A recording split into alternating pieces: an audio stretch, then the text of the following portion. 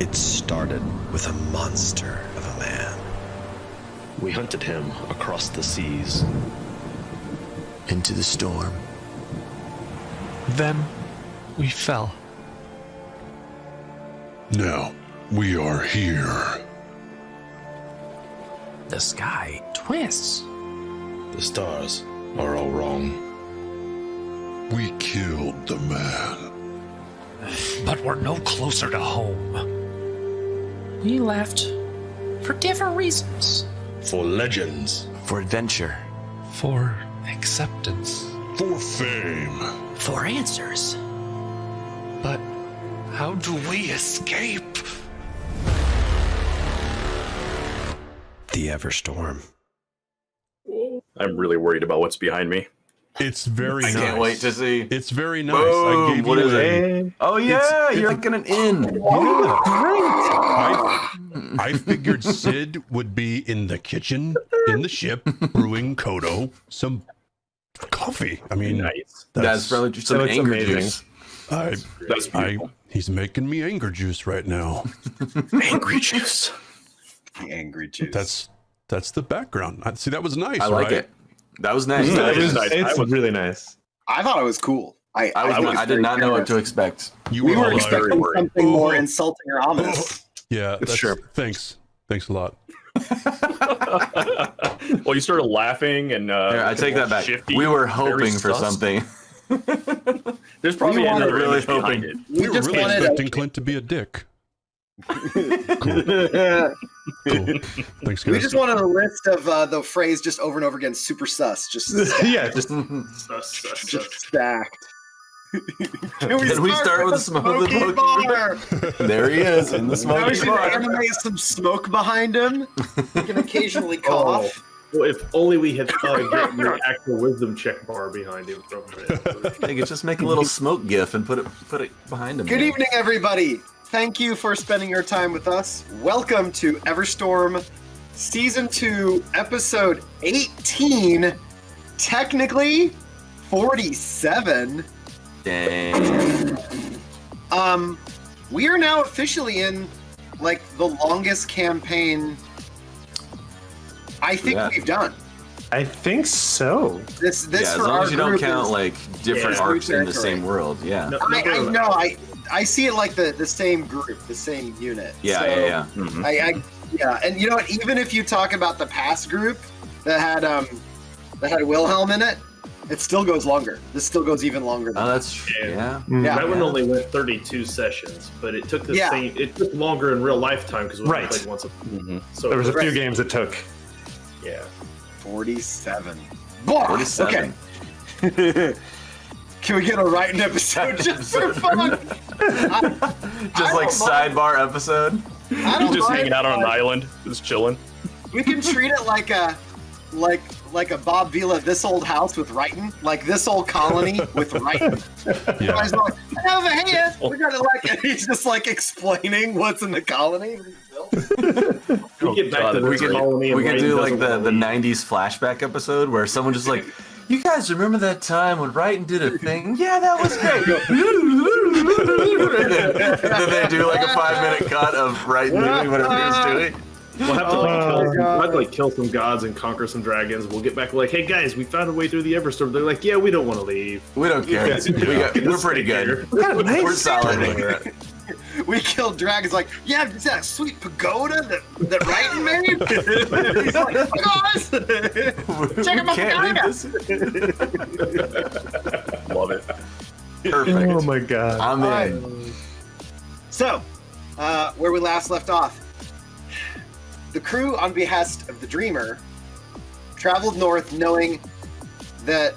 traveled west to an island west of his. They're already quite north in the map.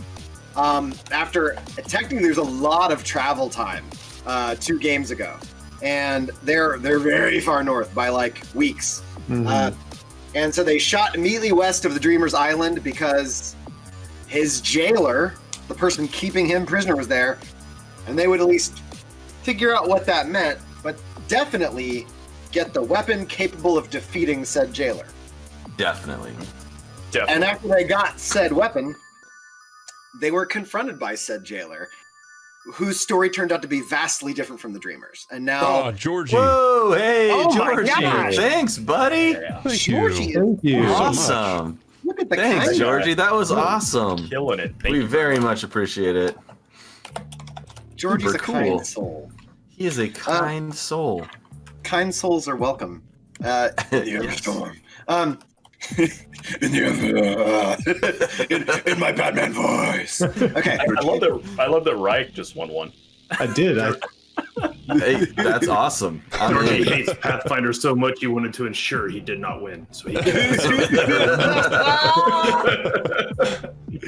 because Georgie's one of my Zweihander guys. He likes Zweihander. He'd rather have He's like, no, none of We have this. somebody in our chat Pathfinder named junk. Joe Mama and Joe Papa. That's I awesome. love it. the bots are gonna win tonight. It's gonna be awesome. The bots All right. are gonna win. So now 2 ancient dragons have 2 completely different stories. And, And no thank you one for the really sub knows what to yourself, believe. Georgie. Appreciate it. There we go. Thank you very Yeah, much. Thank you. yeah. There we go. Look at this Georgie. guy. Let's get a hand. Thanks, Georgie. Hand for Georgie. Absolutely. I prefer my claps to be golf claps. I'm just glad he's. Oh, I'm that just makes glad he's still coming to watch after I killed him after 1 round of combat in the last. I was a little Thanks, worried about that.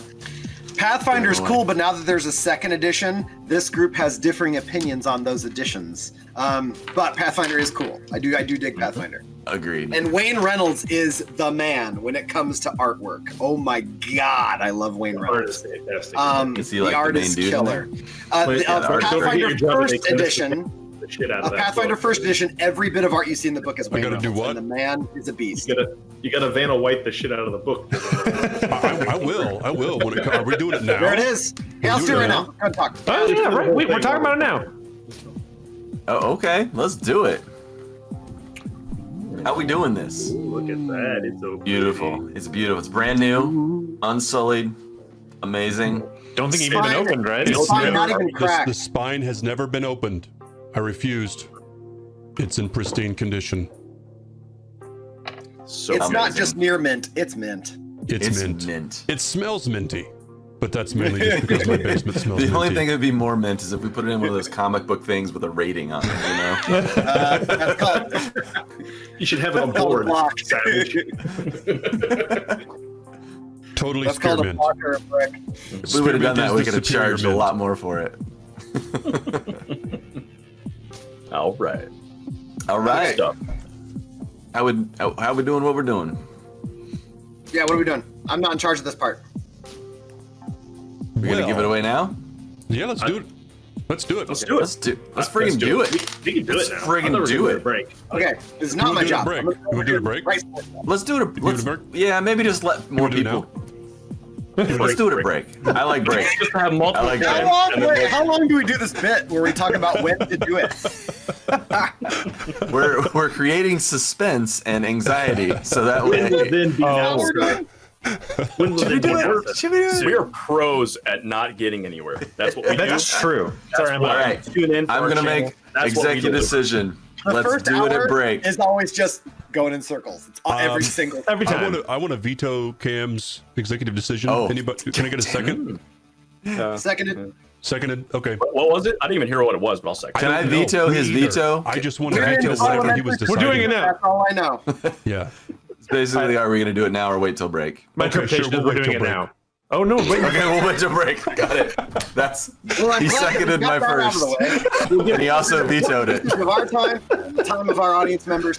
We love you guys. Thank you. Hey, Thanks, shout out to Georgie. Georgie for suffering through all that, having thrown. Thank money you, at us. Georgia. What a guy. Thank you. All right, You're the best. let's go back to That's- making some content, maybe. Let's do that. Yeah, let's, Nah. Jeff will have to edit it in post. Nope. Where we last left off in Everstorm. 2 dragons now have conflicting stories. Kodo was asked to stay alone with the new one, the jailer, Virillinox, the Glass Grove. Technically, the first dragon you've seen at a time that Kodo thought it was an omen of hope. A long, long time ago. And now, faced with her, he hears an entirely conflicting story that the dreamer is a liar and that the Dreamer's in prison for good reason, and the Dreamer's a force of evil. And so, all Co's left out with is a bucket of questions, and even a zone of truth that she consents to doesn't truly reveal better answers, just ones that she definitely thinks is true. So, the one thing they know is that old things in this place seem to have some answers. So they seek titans. They know of titans, but they haven't truly sought any before. And so they set sail southwest. And we pick up. You guys are aboard the Grit. It's the morning after, and I will show you your new acquisition that Ralithe keeps distance from it. She doesn't seem, now that it's here, to want anything to do with it. But next to Sid is the Throat of Kerr. Throat of Kerr. Ooh. And that's how big it is, and I got very lucky. Thank you, Internet. That is exactly what I want it to look like. So are we on the island still? No, you shouldn't be. I'm move things. How about I do this? And the world will make more sense to you. Oh, okay. Yeah, Okay. there. Oh, Hey, is look, good. it's a big cup. that is a a big cup. large cup. It's like the size of a Beautiful. person. I want to. I would say it's a person crucible. That's a it's terrifying crucible for idea. melting people. Oh no! Since coming aboard, Why am I standing so close to it? That's so weird. Since coming aboard, it's had all the filigree has been removed from it by Ralithe. Since she's been traveling with it, she has since been dismantling that. And doesn't really answer any of you if when addressed as to what is going on or why. The best you guys get is that. And so, you are now aboard, and what is that? Oh, another Dragonborn. Are we collecting Dragonborn now? What is? Kind of, yeah. But I think this is the. Get out of my way, right now! Oh, yeah.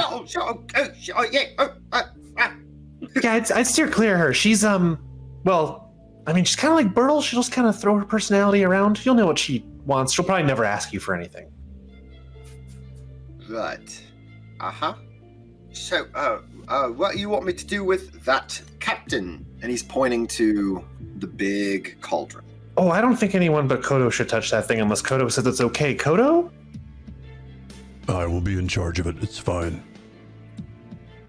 Do we to put it anywhere then? Or does it stay on the deck? No, I will carry it below decks. Make sure everyone in the crew alright. stays really clear of that thing, probably, right, Kodo? Like, nobody should be touching it or doing anything with it. I'm pretty sure Tolug would be happy to have another thing to threaten people not to touch or go near. Yeah. I'm all for this. At least then he's on something else. So it's at this point you guys carry the thing downstairs or below deck. At this point, that you guys notice that when you go downstairs, that Griggs is in the doorway of his room, and Tolig is standing 5 feet outside of it, holding an axe, just staring at him like. And so Griggs is like, and he's sitting in the open door frame, like a kid that is contractually sticking to the rules. I am grounded to my room. Sitting at the edge, watching TV around the corner. Griggs doesn't look good. You go down there, he looks sleep deprived, and his eyes look a little bloodshot. But he seems to be sitting right in the door frame, and he's writing something down in a little book. How you doing there, Griggs? Oh, hello. I'm not sleeping as well as I would think. It's not his fault or anything. I don't know why. Still no you- spindle? No. Do you sleep well?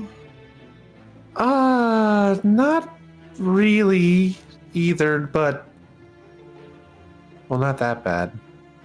Hey, he looks up at you. He's like, and then you see up close, his eyes are bloodshot and his pupils are crazy dilated. He's like, I don't remember my dreams anymore.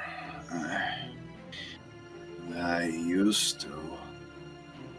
I don't know what is different. Maybe Spindle's gone. Something is wrong with me now. I don't know. And then you look and you see that across the floor, little bits of like yarn that is colored are like not strips of yarn, but almost like the fuzz that makes up yarn. At first you don't notice it, but until you get close, you see there's little bits of like orange and green fuzz around the floor of the bed, and like in his sheets and down his clothes. But he seems, it almost looks at first glance as like multicolored cat hair. Oh. Great. Tolig, how you've been keeping an eye on him? Is he sleeping that much? Yeah, he's sleeping like most of the day. His system is like goes and he's going down. He's asleep thank most you of for the the day. follow, Jamama and Joe Papa. Much appreciated. Oh, thank you. Thank you for the Jamama and follow. Thank you. Appreciate it. It's a great name. It is. Jamama and Japapas. It's fun to say. Griggs, when's the last time you tried to use any magic? I don't. How long were we stopped outside the places? I don't know. Soraka Blaze a few weeks ago? 2 days. I'm trying to write down anything that makes sense, and you start to see the journal entry he's writing is a retelling of the last time you two were in dreams together, and you were trying to get him to focus on finding Kina. And then as you see the tail entry on the second page, you notice that it matches the top script on the left page. And some of the words are paraphrased slightly differently.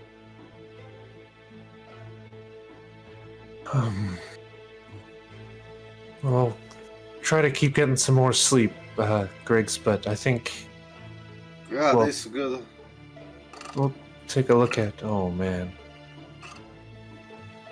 And Fulcrum will kind of get up, and anyone who's still walking around to watch, or who stayed to watch that, that I don't think is good at all. Oh, Captain, Yeah, Tolig, you want me to like make it quick? oh, no. I'll take a heavy weight. I'll no, you- start on the back so I got the heft. It'll be like, Here's what I want to know, Tolig. If you see the weird kind of colored yarn on the ground, if more of that shows up, I want you to let me know. If he is he losing like the color in his beard? And then yes, and then you see Tola go, and he pulls out a wad of hair from inside his mouth that is orange and green, and he puts it in your hand.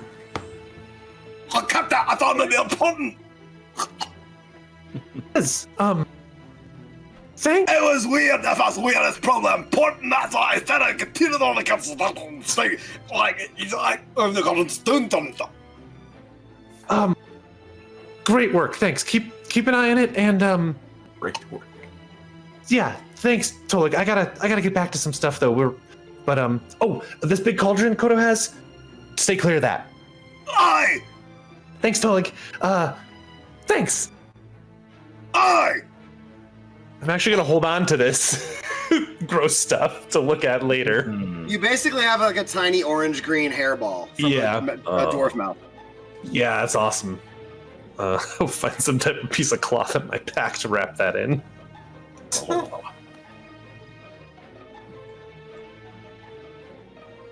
You guys, That was coming undone. I, You guys are Lindell fans. I'm a Tolik fan. I want to be Tolik in somebody's game. You just wait. It'll happen. Now I know it is Malkavian is from a vampire. No. That's a whole other thing. I've been thinking about that a lot today. That's very exciting. All right. You guys travel throughout the day. What does anybody want to do today? Is everything any pressing, or do you just want to take to the open sea? For the rest of the day, as we're heading to Magma, right? Titan. Mm-hmm. We're at, I'll put it on the map so you guys can see, so you can guys discuss mappy times. Kind of Mappy like a times. reggae ska thing. Put it on the map. Like the, brah, brah. I was like, whoa. A real big fish. As it stands, you guys wind walked from the docked ship at the Isle of the Dreamer to get to the large jungle. And then you wind walked back. I don't remember you actually sailing towards it.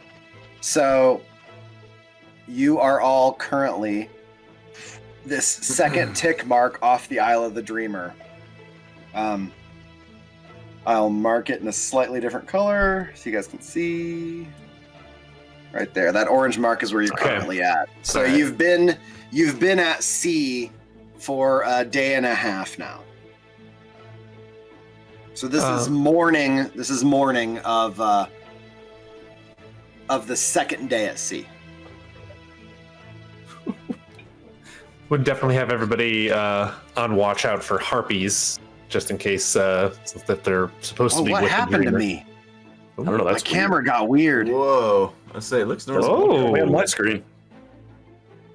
Yeah, I'm looking, trying to see what the hell that is. That's very awesome. odd. You have applied a chroma key to him, apparently. No, Yeah. there are Very no shiny. filters applied. There's nothing on him. Look at that. That's awesome. He's a poltergeist. That's just like I always wanted to be one. All right. Everybody on the lookout for harpies. Yeah, and find Sid actually at some point.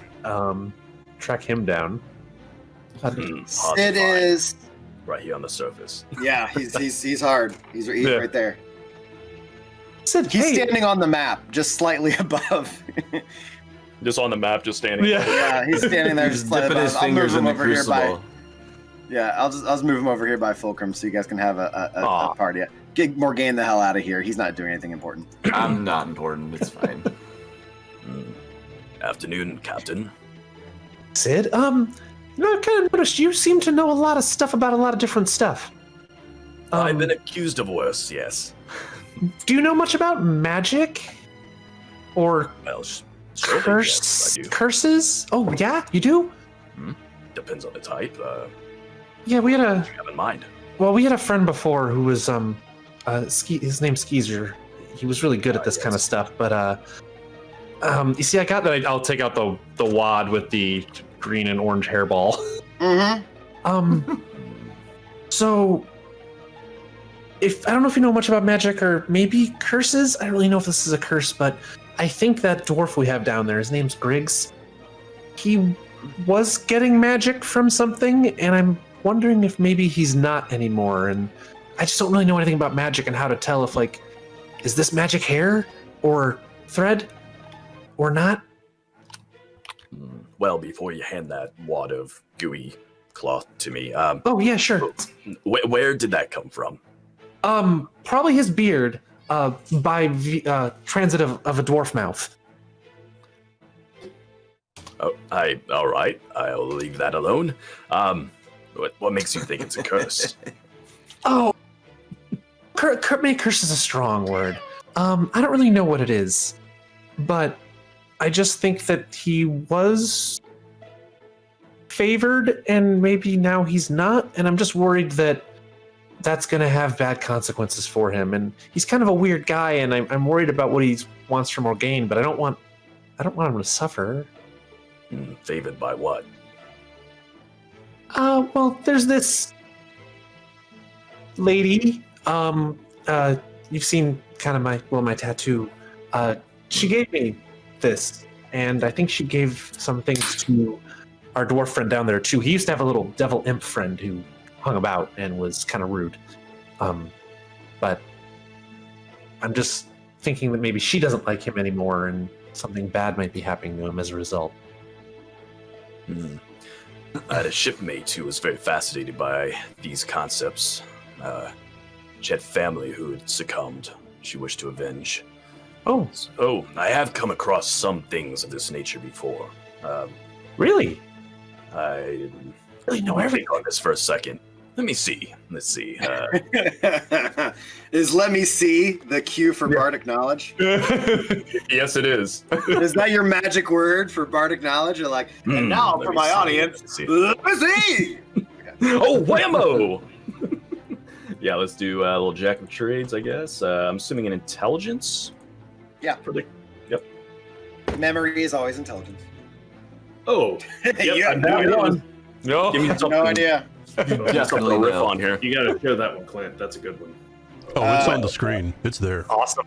Oh, Yeah. Everybody sees that big number 1 right there. You're right. Yeah, there it is. It was beautiful. Let's get some sad ones in the chat. Sad ones. Bad ones.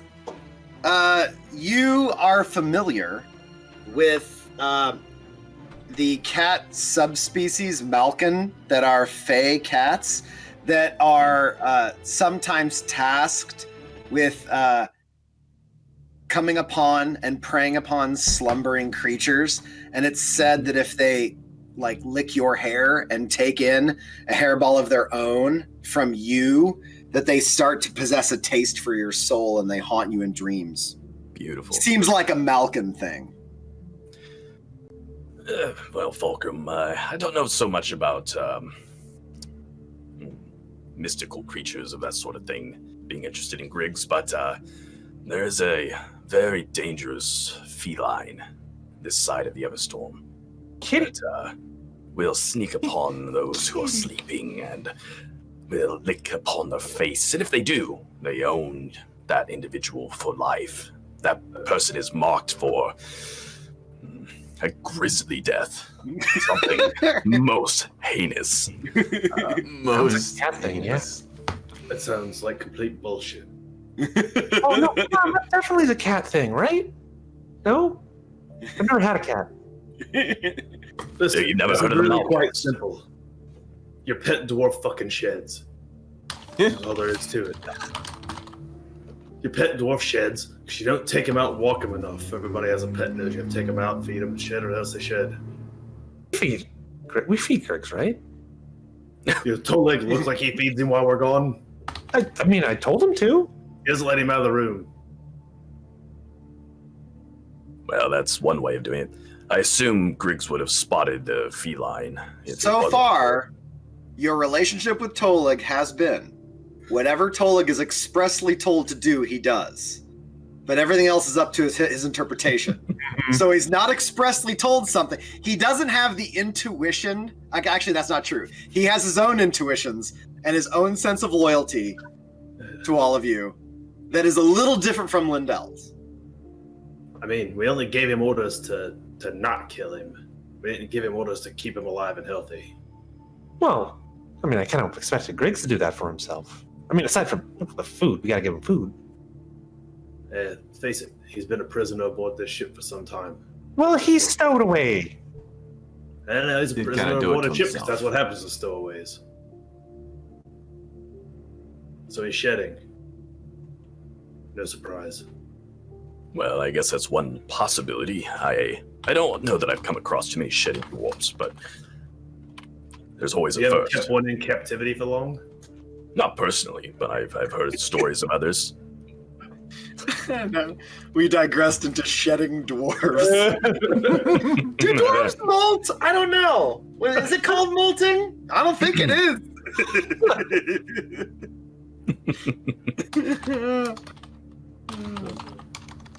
Clint's having fun fucking with my green screen. Well, let's I will see. say, though, Mr. Fulcrum, that obviously dealing with any kind of dangerous thing, whatever it happens to be, devil, demon, whatever, there's usually some kind of consequences, and being stalked by a Malak is, well, That's one possible outcome. Though I'm shocked to find the ones aboard, land dwellers. I do wonder too, if it's because we're so close to the Dreamer. I mean, he affects dreams, and maybe it's messing with him too. But wouldn't that be affecting more of us? I don't know. Well, thank you. That is actually kind of helpful. I'll keep an eye out for dream cats. I mean, I have weird enough dreams, so I mean, it's definitely something to watch out for. The cat starts. Did I literally hear a cat go? You did. Sneaking up on you to lick your face, dude. Ridiculous. It's gonna be game over. Captain Fulcrum, I would suggest, if you are in fact stitched together, I would watch out for the cat. Oh my God! No. I'll keep it on. I really hope that's not what it is then. Oh my God. The best part is he's telling it to the person that's most likely to believe it. Yes, indeed. 100%. 100% believes it. This new guy that we met like 24 hours ago, I believe everything he says. Bauer's gonna He just roll knows it in, everything. right? Just to see if I can tell whether I realize that Fulcrum buys this or not. I just want to legit on. I don't even think you need to roll. Hey, to know last if he time, buys this. one of the last times I was in a dream, I had frogs try to kill good, right? We're gonna try it again. I didn't mean to roll with advantage on, or disadvantage for that matter. Fussy. Come on. All right. Middle of the road. What is your? It's not terrible. It's not terrible. What is your passive? You didn't purposely try to deceive. You just embellished slightly. So, what would be your passive deception, Pan? Oh, like a 10 plus my deception? Yeah. Because it was a bot, so you mine- didn't believe it. Mine would be 47. a 21. It sounds pretty good. Sounds like pretty, yeah. Really good Fey line. cats even that I'm not lick your trying. face? That, you know what? You saw weird rope dwarf beards that were keeping tiny people in their pockets. You had a beer with a fox. There's, sure. Makes I sense. mean, I said it. It's got to be true. I mean, You have It's an true. 11 in a- you have an 11 in a skill? I do. Yep. He's a bard. Yeah. Bard. God dang. Bards and rogues. Aaron takes a moment and contemplates whether he's ever seen one of these cats.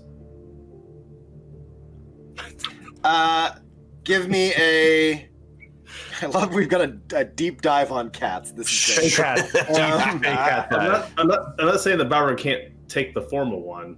I just want to know if I can take Wants the to form fuck with somebody. That's all. Just Okay. know. You can give me a nature or an arcana, whichever is going to work better for you. Gonna be better. Let's try that.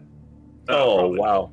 The die was You- just like, Oh, no, I wow. mean, That's right. We'll put this You- on the wish list.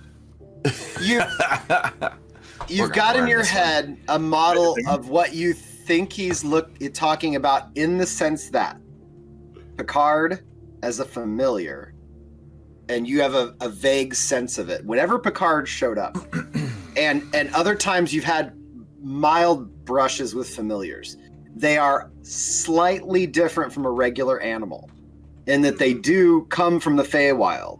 Like, they have the smell of the Feywild about them, or some of the sound of it'll carry in when they appear. So Picard, yeah, he looked like a frigate bird, but some of his feathers in odd places were a little bit too long, or they're a little bit too brightly colored. Something was a little bit off. So you're building in your mind what one of these things might look like, and that's Yeah. the best analog that you have in your head. It was really more about whether I could wild shape into one and torment Fulcrum for a few days. Oh my God. I haven't have enough intimate knowledge. So you guys, this train just derailed because I can't go any further down the path. I didn't roll high enough to wild shape into one. So Oh my I got God. polymorph. I mean, I maybe make it happen. But That is an amazing use of polymorph. Of That's what course. polymorph should always be used for. Let's see. Sorry, I'm loading up a thing. So what do you guys want to do? well, I was going to take a Gonna little attack time on a to Titan. take a dip into the chalice and see if I can find my long lost dragonborn that I sent on a mission. I couldn't scry him from this world. So this Right. is all part of the attempt to discern exactly what the nature of the chalice is. Okay. Nice. You dive in, and the frigid water envelops you immediately as your body starts to adjust. You sense that it's an overwhelming sense of cold, but you're not taking damage. You're able to function. It is eerie in the sense that magic creates a disconnect between the senses and reality at times. As you swim through, what do? You see vaguely off in the distance below you a faint glow deep down. Is it usually there? Yes, it's one of those things where if you notice it, that you've noticed this glow twice. The second time you pursued it and found the temple. Right. And in the sense that the temple seems to be always there in the corner of your eye if you need to find it. Well, I'm more interested in swimming up to the surface again.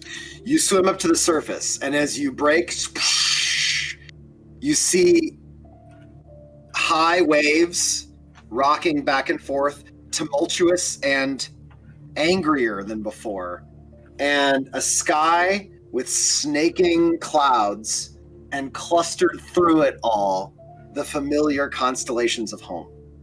Right, and that's the part that's interesting. So I sent our not so well received Dragonborn friend, whose name now escapes me. Wow, that's how well received he was. The most important of missions to find land. And I am now going to scry to see his fate. Okay. Harlan. Yes, that was it. It takes you some time because you have to combination swim and cast, but with time you focus and literally do like a slow breaststroke, and the water in front of you ripples, and your consciousness delves into it and erupts high over the sky, and you find floating in the distance on a patch of land, but you can't really see how big it is, because in the nature of scry, you can focus on the target, but everything around the target is difficult to discern. Right. And it's almost as if all of it's out of focus. Right. I got it. And so you do see Harlan, the one-armed old white dragonborn, who is sitting on a patch of land, and he seems to be meditating with his hands in his lap, and you can see he's slowly chewing, and it looks like he is eating like small tufts of grass, like a snack. I'll be damned, he made it. Well, I'll swim my way back up out of the chalice. Okay. He looks thinner, and his eyes look a little sunken. And you can see that some of his scales near his hand and stump and around his neck seem to be slightly cracked and flaking. Yeah. Which you're not really sure what. You haven't been around Dragonborn enough to know if that means anything or what that is. I'll have to ask Kodo later. In the meantime, I better get back to the crew.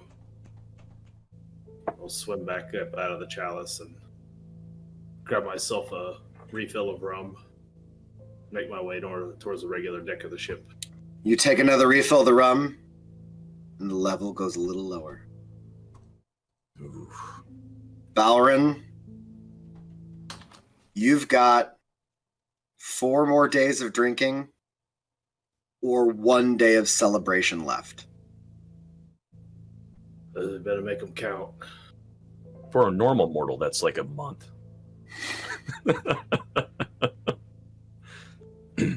So I head on back out onto the deck of the ship with my jug of rum. Morgaine, Yes. Harmony keeps getting distracted. It's happened 3 or 4 times now. Every couple hours, her head will do a quick snap, and not in the constant motion of a bird, but a quick snap and then the body will turn and sort of face off in a direction.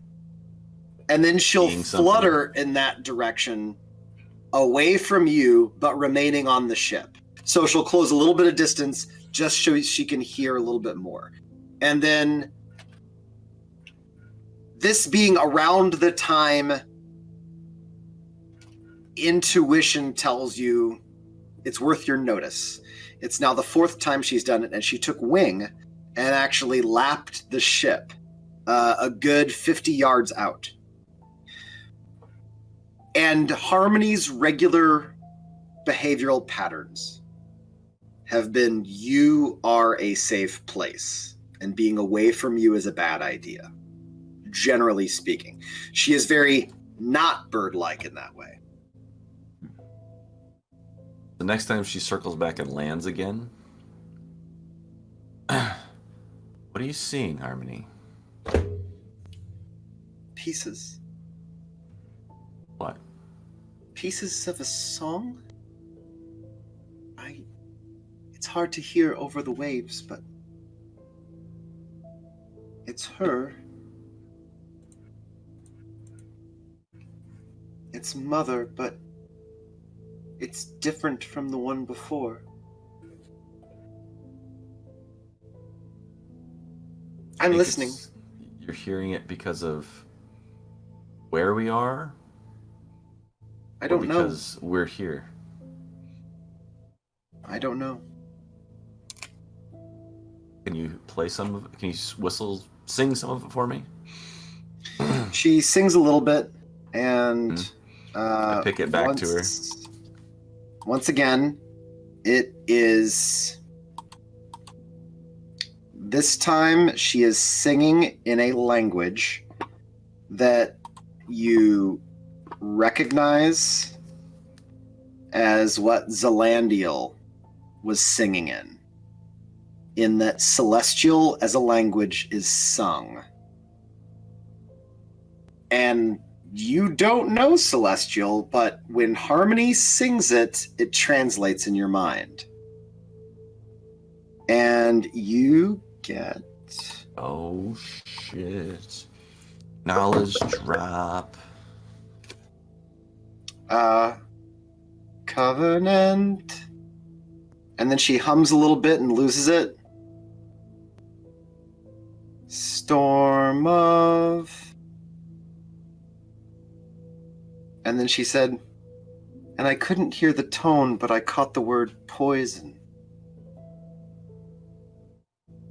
I try to play it back and try to memorize what she sang as far as words and melody. And just try to it's not enough to work off of. It's not enough to work off of. It's like dancing around the edge. You've got it's like saying, how do you discern what a full song sounds like when you know 3 notes, right, and not even the rhythm necessarily? Yeah, I'm not planning to pick it out. I just want to lay the groundwork to be able to remember it later. If I hear something like it, I could be like, wait, that little melody line that I'm hearing in something else was what she was singing earlier. I don't imagine I'll discern anything from what she's singing, but I want to be able to recognize it later if I hear it. All right, you come up. Balrin, you're with the whole group. Guys, it's now approaching early afternoon of the 2nd day, and the seas are relatively calm, and the sky is, for the first time in a while, not overcast. And you're starting to see some of the afternoon sky through breaks in the clouds. This is the first time in a long time since that storm that became crazy to the west struck whatever it struck, and now that same storm is finally dying down after basically upwards of a month of constant cloud cover. Damn, yeah. We decide to discuss cats all afternoon. Kodo. Yes. What are some of the common signs of aging in Dragonborn?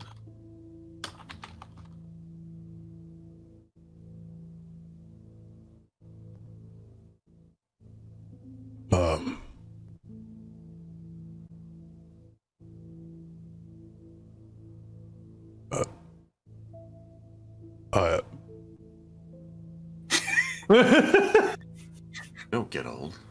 What do you Signs of Kodo. aging. Let me rephrase. I'll make this simpler for you. What would cause a Dragonborn's scale to flake and crack naturally? That would not be natural. Kodo, that's malnutrition. Okay. That would happen because a Dragonborn is severely lacking elements that would naturally keep them alive.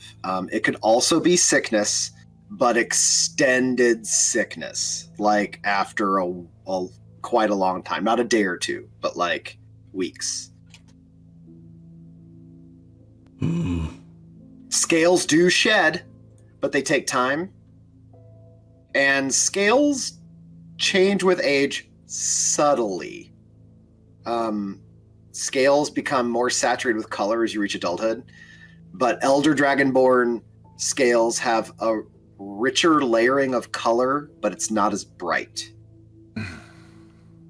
So a red Dragonborn would suddenly have deep maroons and like charred like reddish blacks, and then a dull red tone, but it wouldn't be vibrant. Who have you seen in this condition? Well, the old white Dragonborn, who you did not trust. We had sent him on a quest to find land inside the chalice. You had done what? We believe he's found land. I'm sorry, you said you did what? Sent him on a quest in the chalice to find land, and he did. The stars there are our stars from home. Okay. And you are now concerned for his health? Just noticed his condition. Food. He's sitting on land. But I'm wondering if it's not actual land. I'm trying to understand the nature of where the chalice takes us when we go there. It's our stars, it's our waters, but is it home? We've been sitting upon a pathway back home this whole time. You send the one person that will never give you an answer. His answers will all be riddles and questions. I don't need to answer him, only need to observe him. I can do that myself. I gave him So you something sent him on a fool's errand. No. I'm not sure a fool's errand is a fool's errand if it bears fruit. He's found For land. you? For all of us. Well, what you're seeing is someone that is starving. So perhaps if you are sending him on a journey, a quest, you should provide him some food. I'll see what I can do.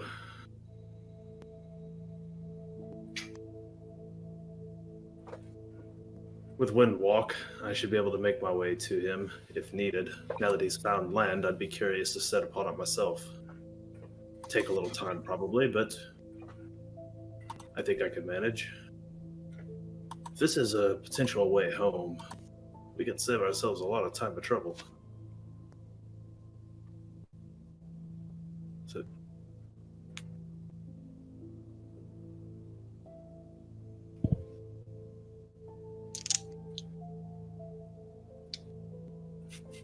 More solo adventures, yeah. The whole party's gonna split. Are you doing it right now? No. Okay. I'm just contemplating when I'll do this. That's great. That's good stuff. All right. Anything anybody wants to do?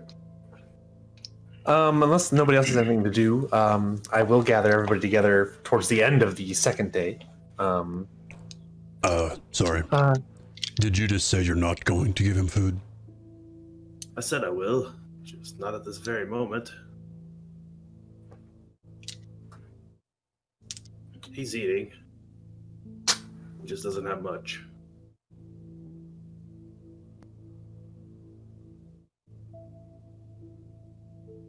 Well, I can't manifest it there. It'll take some time, I told you. So take him food. I will, as soon as the captain tells me how much time I have. Hey guys, how's it going? What you talking about? Balrin stuck a dragonborn in the cauldron and is letting him starve. Not the cauldron, the chalice. And he isn't starving, he's eating. He just He is doesn't have not. much. His scales not are eating. falling off, which means he is malnourished. Sounds Yes, awful. we know. Balrin is going to wait on you to find out if you should give him some food. Well, we should So definitely please, feed Captain. him, Balrin. Feed him. I didn't Please, say that we Captain. were going to Yeah. feed him. I said I wanted to know how much time I had. Well, I I know mean, exactly how much I could starve him. Sid, Yes, Captain. how far is it to this Titan lady's place, the made of lava? Oh, we've got weeks. Oh, well, you got a lot of time, Balrin. Because I don't want to take the time to use Windwalk if you were planning on using it anytime soon, Captain. I mean, it's fun, but I wouldn't just ask you to use it. We're going to go by boat, right? Well, sure. You should go feed your Dragonborn. What Dragonborn is this? We've met a lot of Dragonborn lately. We've got 3 now. You've got 3, technically. Not The one counting that- Kodo. Not One counting Kodo didn't like and didn't trust, so I made him useful. Oh, no, wait, Harlan? Yeah, that's the one. Harlan only has one hand. You sent him into the chest? Oh no, I gave him the ability to walk on water. He's That goes away. no, it doesn't. I honestly Yes, it thought does. I had a rough entrance to this group, but I'm starting to feel better about things. Oh, no, Sid, no, you got it easy. Starting to You've feel had better it about easy. things.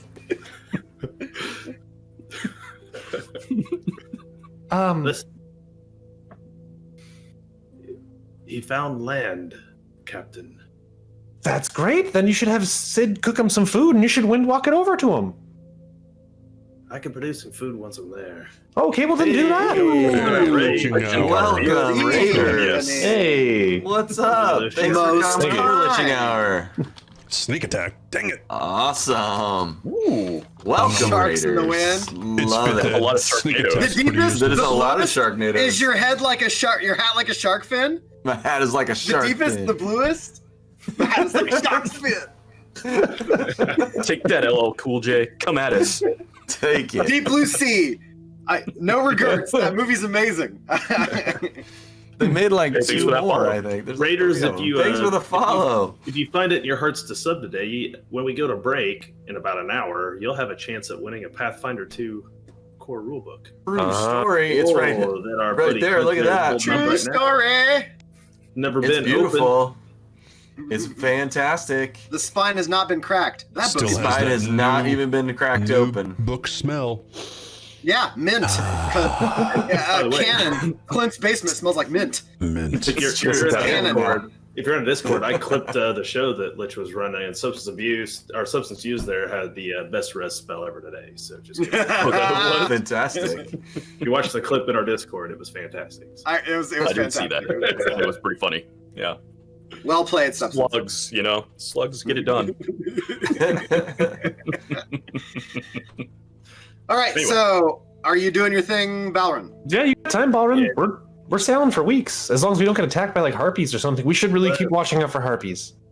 It might take me a little time. I just didn't want you to think that I, wandered off. You wander off all the time. All the time. That's All what may the take a while. It's only concerning when he actually has to help someone. Well, I mean that makes The fact that he's helping That follows. Yes.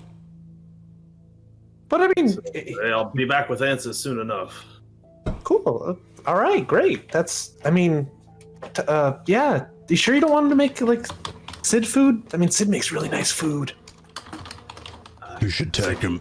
Maybe, Sid, can you take him some of that angry? Oh yeah, like a coffee. Well, it is better warm. But yes, if you're there quickly, it'll keep. All right. Anyway, I'll pick something up. What do you think he'll like? And then I'll go off to the kitchen. The Dragonborn. Dragonborn liked the coffee, apparently.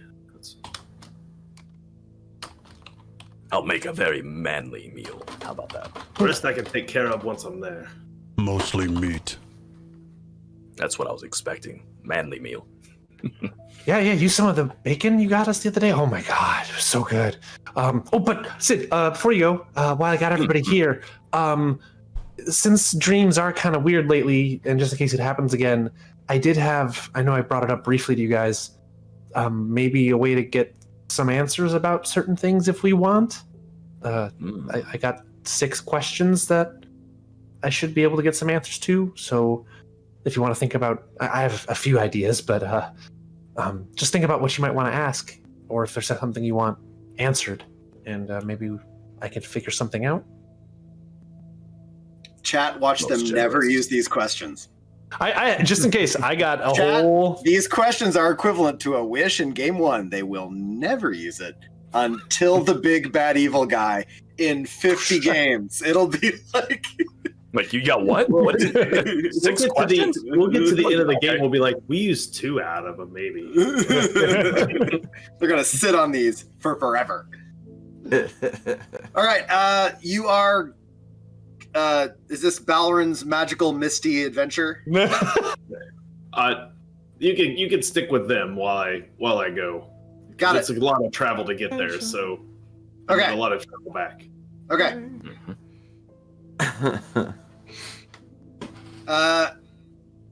Boat travels on.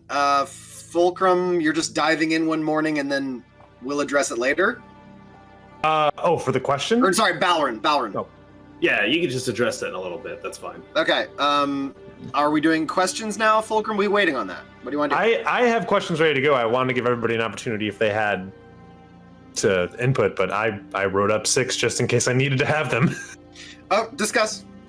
Well, Captain, I feel as the new one, I wasn't here when you earned those, and I would rather the others take use. Sure. I mean, I don't even know what you'd want to know anyway, Sid. You seem to... I mean, you know a lot.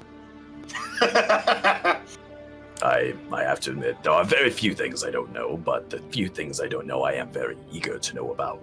A few things I don't know, I will make up great stories for. Make it seem as if I know them. Believe it. Have you heard this about the cat?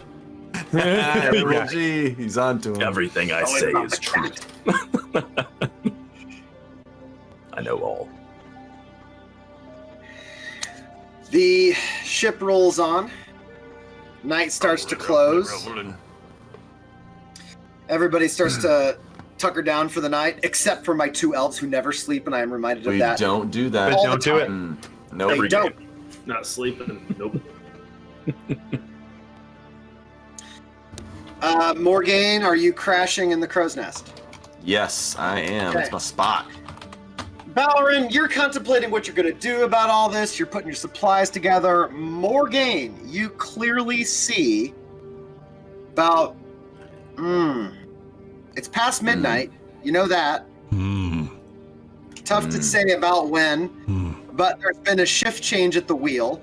So Burl's gone to bed for the graveyard shift, and Lindell has taken the wheel, which is pretty typical if Balrin is just not feeling it. Which They'll is take the wheel. So you Sorry. see Lindell wiping the sleep out of his eyes, and you see the door open up, and Kodo walks out onto the deck. And he's sort of looking off in the distance, and he goes up to the bow of the ship, kind of near the kill box, and kind of stumbles around And you notice that Kodo is not in his armor, which you have only seen when he sleeps. And then he wanders to the aft of the ship and is looking over the aft port side, which is really close to like Burl's bench up top, where he sits and just like chills out. And Kodo's just kind of staring out at the horizon line. He's there for 5 minutes. Okay. 10 minutes. Saying this is after midnight? Is that what you said when the usual After changeover midnight. is? You're not Okay. sure how late. It's you're guessing it's over an hour after midnight. So it's maybe 1, maybe 2. So he's been there for like 10 minutes. Yeah, No just armor. staring. Yep. I'm gonna take one last look real quick around just to make sure there's nothing on the horizon. Nothing out there, just water. Just Nothing to water. look out Give me for? a Okay. perception check since you're percepty. I'm percepty-ish. Where is it? There it is. Let's see that 15. perception. All clear. The Okay. water is a little choppy tonight. It's not placid. The boat is rocking. Yeah, percepty-ish. It's a very it's a trait. It's almost a feat. It's a third The water's a party little feat, but it's a choppy. feat. The boat's not it's not angry water, but it's an ocean that doesn't seem to know what it wants from you or from itself. It's chaotic waves tonight. You don't even sense a clear direction from them. It's kind of just meandering and all over the place. You wander down. I wander down. I'm gonna go look. I'm gonna go up to like, I assume he's like right by the edge, just looking over, right? Yeah. I'm gonna go up to the edge as well and look over at what he's looking at as well, but I'm gonna do it like 40 feet away from him and just see if he even notices that I'm there. Morgaine. Dodo. Are you well? Doing okay. Are you alright?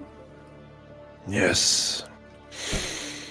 I like night walks. I haven't done them in a long time. Yeah, I don't think I've ever seen that. Especially not without all your armor. Can't sleep in that armor comfortably anyway. Does he look funny? Give me an insight. Insight. Insight check, because that's what you want to know. Are you insight-ish? 26. Insight-ish. 26. 26. Damn. Plus 9. 26. That's a good roll.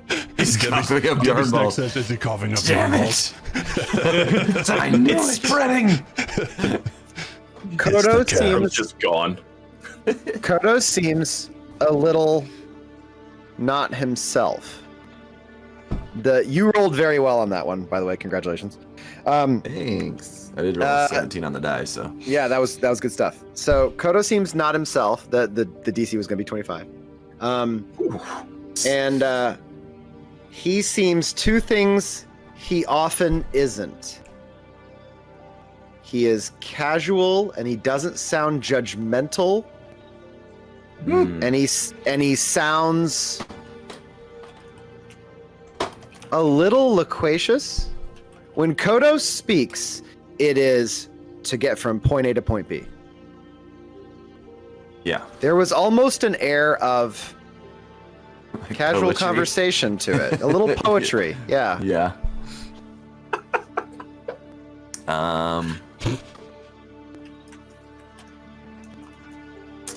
I am sus of this sus. Uber sus. It's so much sus.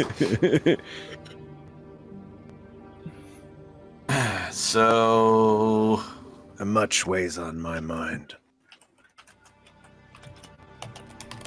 I'm thinking of something that is that Kodo would know that if he wasn't Kodo, he wouldn't know. Morgan, what would you do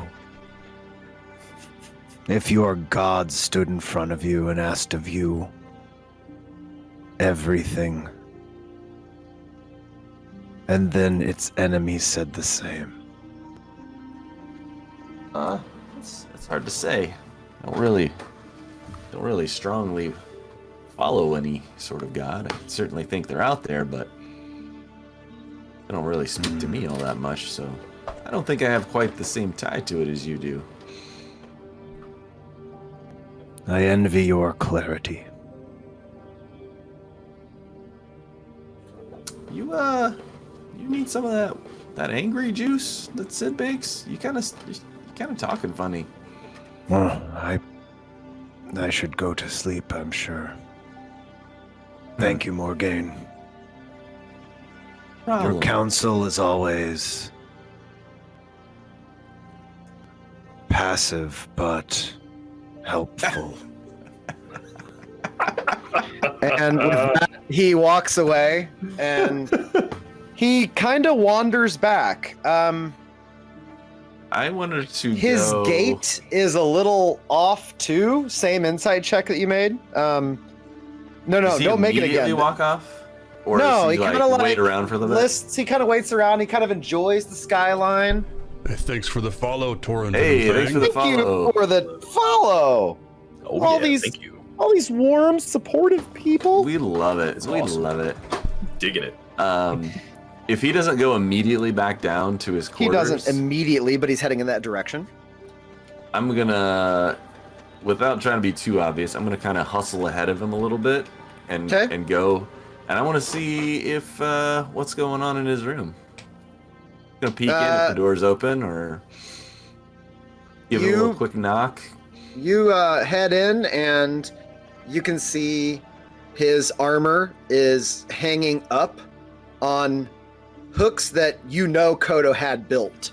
He has built his own armor stand in his quarters, and it's hefty as fuck. It looks like the same kind of setup that a tack room uses for saddles.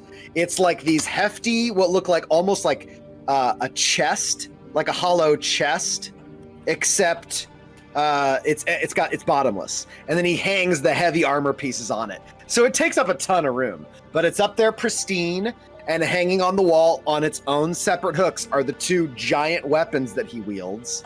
And everything is very nice.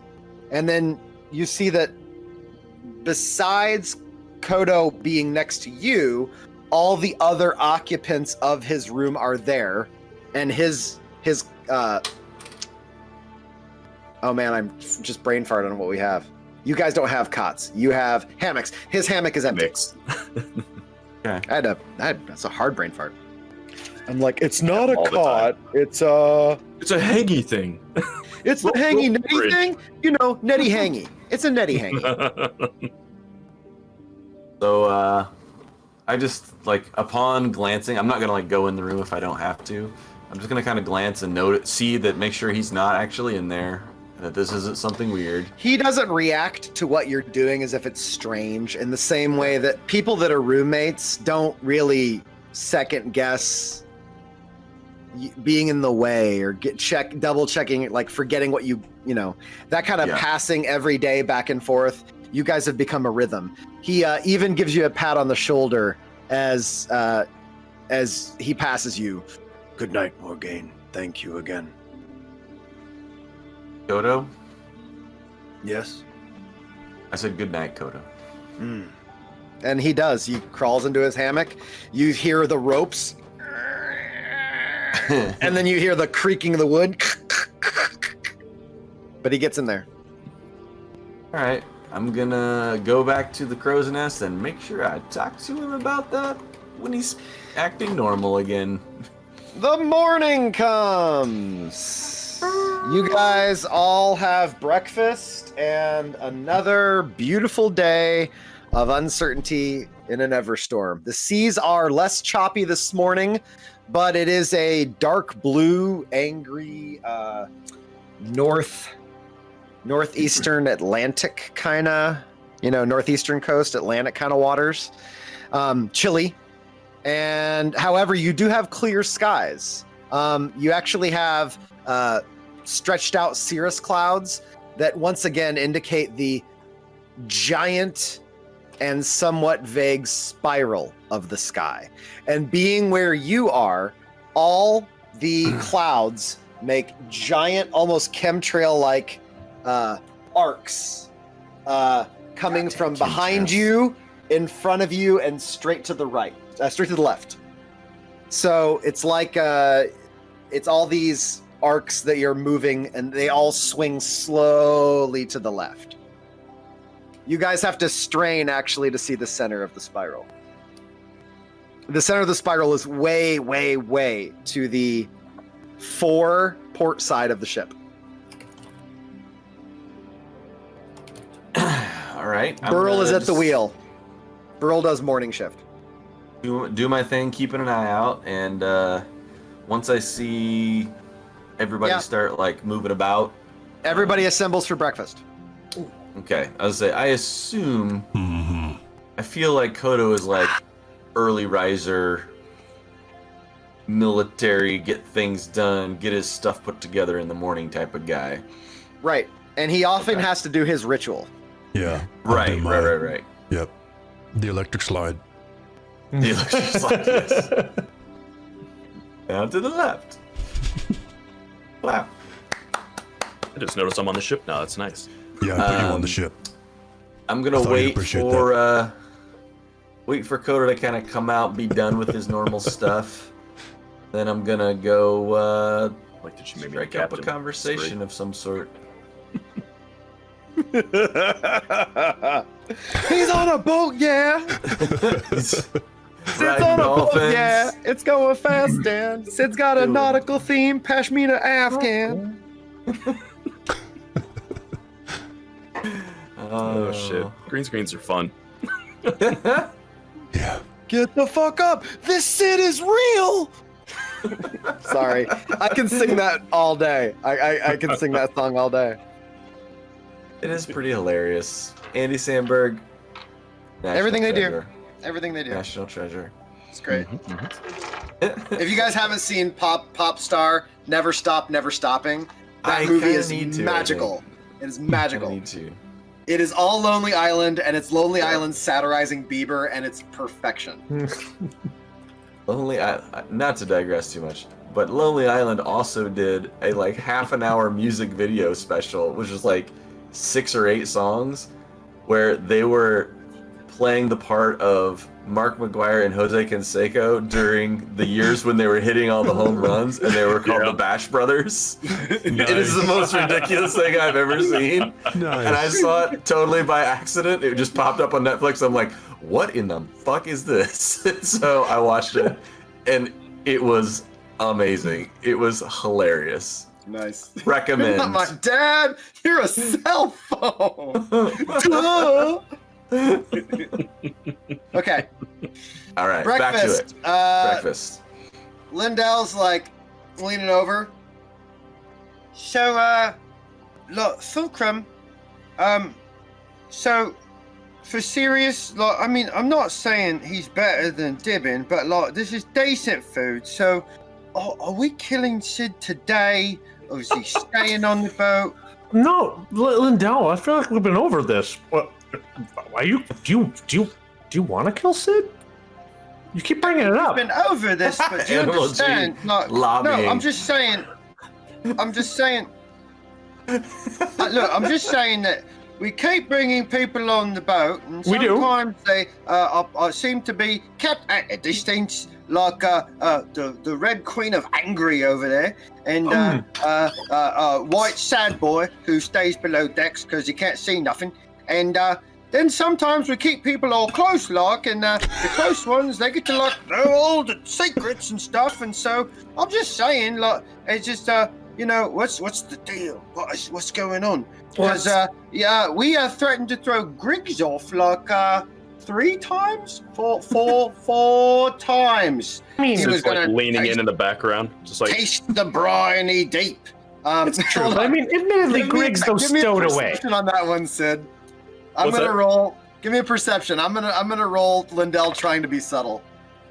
I got a 19 on the die. I You don't watched- hear shit! You don't I hear watched shit! twice. Oh, another one.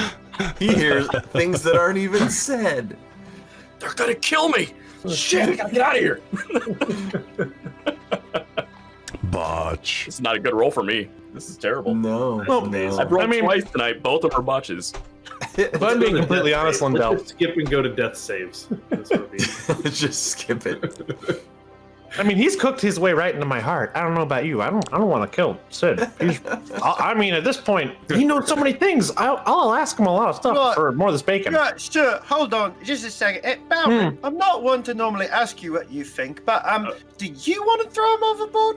I'm pretty sure Bowron's cloud card his way somewhere right now. I don't think Bowron's actually there. Well, then that discussion never happened. And then he turns to Koto, and he's like, "So, do you want to like, I don't know, like, smash him?" I was just curious. Who? All right. Sid, but I mean, admittedly, Koto's not OG, boat material for the Sarah's Grit, but he's now part of us, and we're okay with Koto, and Grig's stowed away. Koto didn't stow away. Sid didn't stow away. I always got the vibe that with Koto, we're all just kind of too scared of him to try and kill him. So. Oh, no, terrified. Yeah. Okay. All right. Just curious. All right. Why? Good. Why Good would on you be scared of me?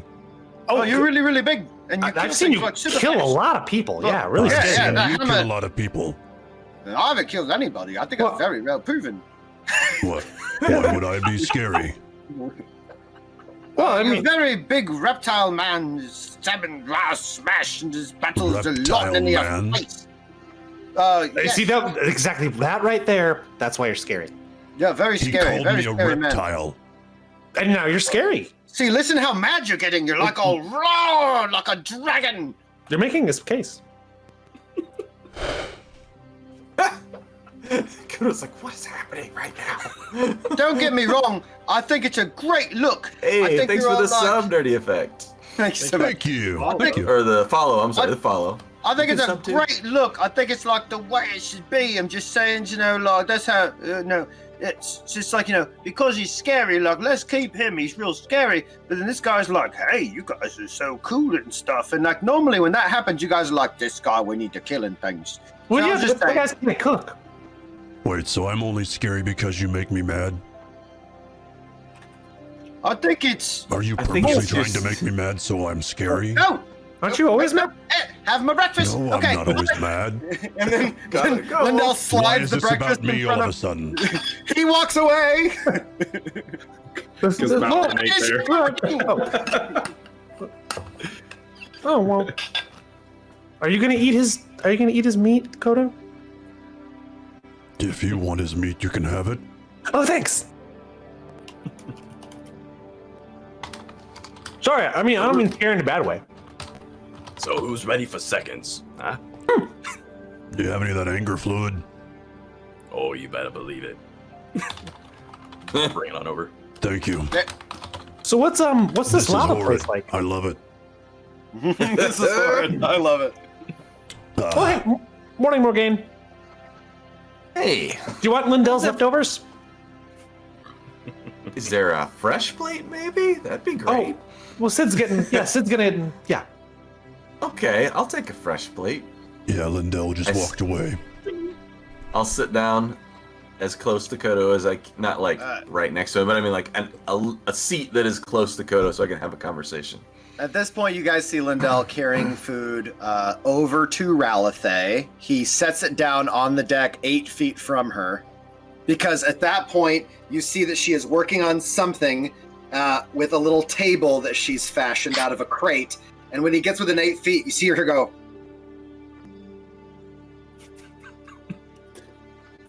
And then he sets it down and backs away, and then she goes back to what she's doing. And that's all that happens. He takes the food, he takes a second plate of food. No, he takes 3 plates of food below decks. Go ahead, guys. Sorry. So, Kodo, Yeah. you tired this morning? Did you sleep all right?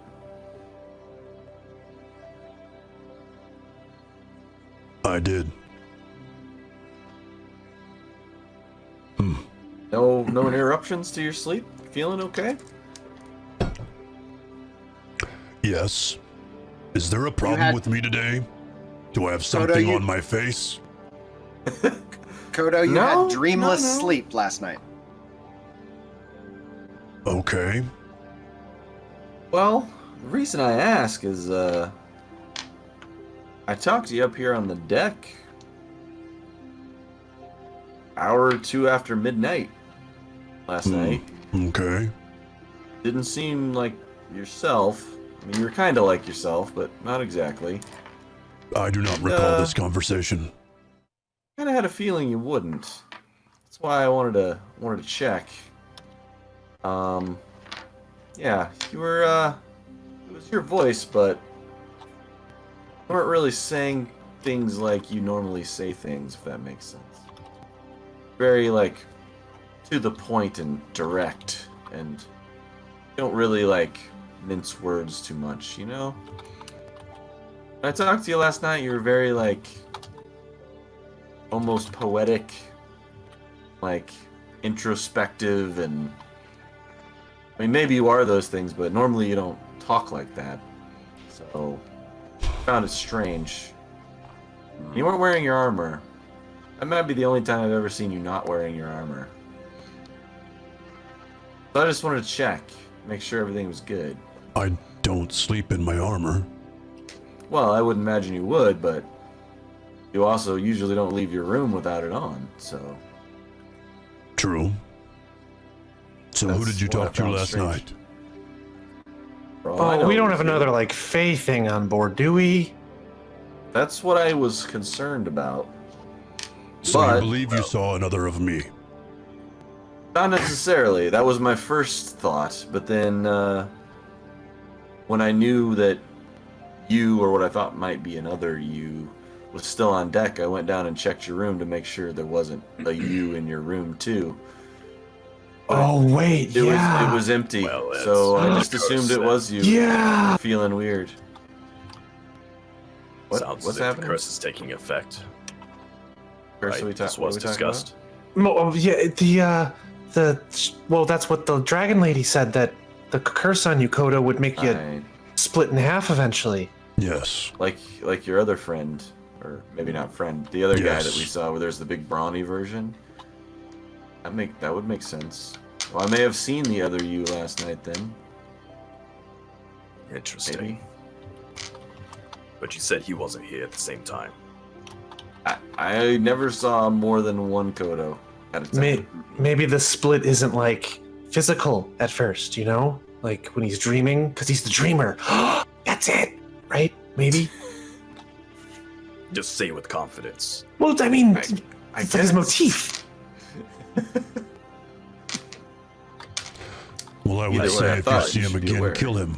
But I am not sure that is the correct way to deal with it. But what if that's you? Yeah. It doesn't seem like the correct way. Certainly skeptical. I was certainly cautious, but I didn't have any real indication that it wasn't you just acting weird. Kodo, give me an intelligence check. I am very intelligent. I'm intelligent-ish. Intelligent-ish check. Can you give me He's intelligence-ish? intelligentsia. Ooh. So nobody is today. 12. Morgane's full of shit. You slept. Shit. Okay. But This I is know... like somebody telling you that you snore when bullshit, you don't snore. You've never heard yourself snore in your life. I can see that, except Kodo knows that he has a twin that's forming. I know. So then, if I know that, why would I say this is bullshit? You know that fact. You have no indication in your memory. Nothing that feels strange. Think what you think. I'm not trying to tell you how Kodo thinks. Yeah. Sure sounds like you are. I can tell you that I slept well last night. In that cot. Hammock. Shit. Sus. Well, I caught I him. can tell you, I saw with my keen elven eyes My that, keen elven eyes. that when you were up on deck talking to me, and shortly thereafter, there was no one in your hammock until the Kodo I saw got back into it. Then perhaps your eyes were wrong. I slept. Or perhaps My eyes are pretty your keen and vision elven. was My altered. eyes are pretty keen. They're pretty elven and pretty keen. It's like, do you see I the bet you're ears? laughing at Animal G's thing. That's hilarious. Animal G, thanks for stopping in. Good night. Thank you, Animal G. This last breath. Imposter. I will say with my last breath. Oh man, that's amazing. I am not doubting what you saw. I'm just saying it doesn't seem to be what it appeared. Well, Perhaps you were fooled in a dream as well. perhaps. But, be aware, at least. You know. I don't want bad anything happen to anybody. You or us. I agree. Okay. Do you have a way of... I don't know what bards do. Can you speak Neither to do me I. in a dream? I don't know what bards do.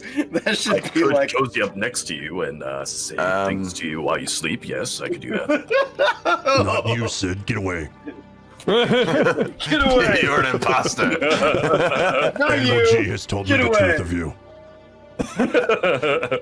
I do love that Animal G, even though he cannot influence his game with bits, he is still like just manipulated his way into like.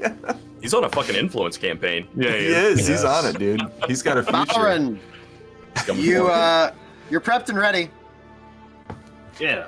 So I've assumed yesterday I took off after I talked to Fulcrum. You dive in. As to not waste a day's Mistform. worth of walk. You power through. Okay. What did you just roll? That's amazing. Why Nothing. did you roll? Hold on, You just hold get rid on. of the bad ones? Hold on. I gotta... That's a 2. He's rolled botch, Damn it. botch, and a 2 tonight. We're moving This is amazing. awesome. If we keep making him roll, he'll eventually succeed at something.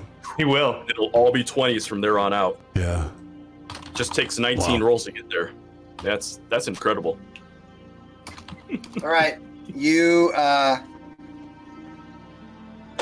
fly up and take off through the skies, searching. Give me a. Give me a. Give me a perception. Where'd my sheet go? Hold on, I gotta bring my sheet back. Your perception's that low, Dustin? I had to restart roll 20 and it made my sheet go away. I forgot that I did that. I went to pull the sheet and I was like, wait, where'd it go? Perception. But Tim got my joke. Boom. I did. It was good. Oh, look at that beautiful piece of crap. You wander the skies. You see a horizon of water. You pick a direction. Well, I know which direction he took off. Okay. So you fire off in that direction, and you fly for minutes, which for you is quite a distance, and you don't see anything. You can try again at disadvantage. All right. In addition to disadvantage, you will take a -2 on this. All right. My keen elven eyes will pull through. Or not. They almost pulled through. In the midst of all this, you start to hear sobbing slow at first. It's so slow, it's almost distorted, as if you can't quite tell what it is. But with its rhythms, you realize it isn't some strange sound of thunder in the sky. It's sobbing. And the clouds slowly edge in, and they obscure your vision of the sea. And you just hear the pained weeping of loss and fresh grieving, but in sort of a slow motion.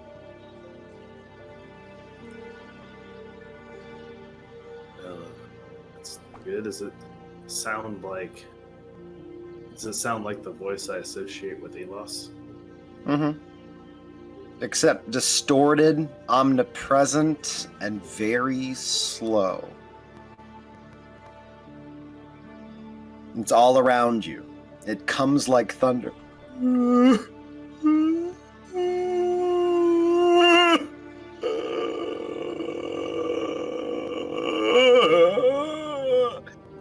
I still see the wounded body of Oros in the sky? Yeah. He's still there. It actively bleeds starlight that drips down into the ocean. And where it drips, it dilutes, creating a strange whirlpool of dying light. This is not good. I have to find this Dragonborn. I need to get back. Well, let's see if there's anything else I can do. Well, I didn't exactly take the best spells in the world for this today.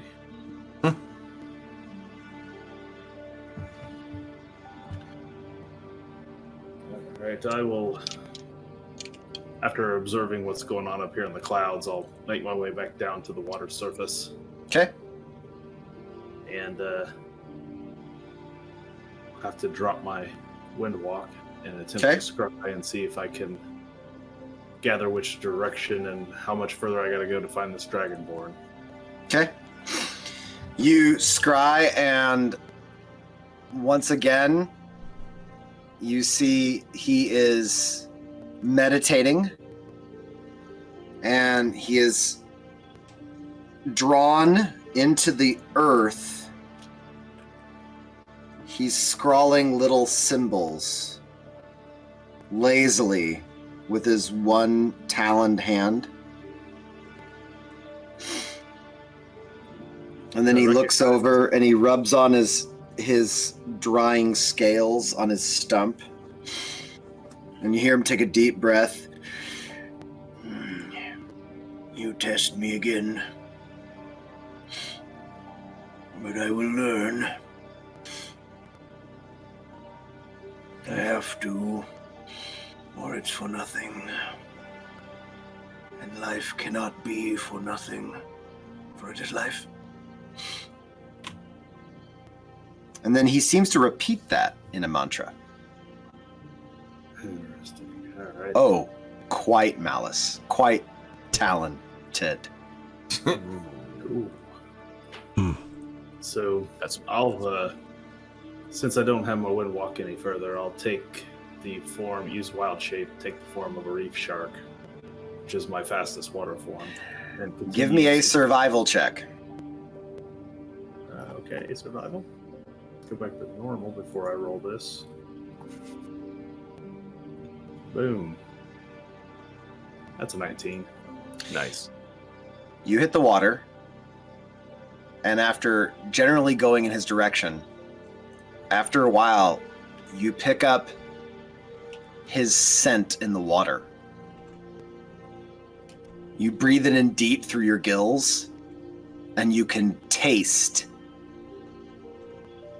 the flavor of his scale, his breath. You can taste where he is, and you shoot off in that direction. All right, so I'll take off that direction, see if I find him. You swim for 2 hours. It is exhausting, it is cold, and it almost feels like you're not making any headway at all. You're in this endless night ocean that twists and roils with this open sky and the constant sadness. And the darkness of it all ends up becoming almost like an existential, maybe I'm going nowhere. Maybe this is infinite. Maybe this is nothing. And then coming into your forefront, you see a rise of land under the water. All right, like I said, I'll make my way up there to it and take back normal Bowron form and stand. When you come up, you see there is a very shallow island. It's tough to call it that. It's more like something that would appear at low tide, and then when high tide would roll back in, would vanish, seasonally, so to speak. Okay. So it's all sand with sparse grasses all over the place. And sitting in the middle, you see Harlan. This stretch of sandy beach seems to be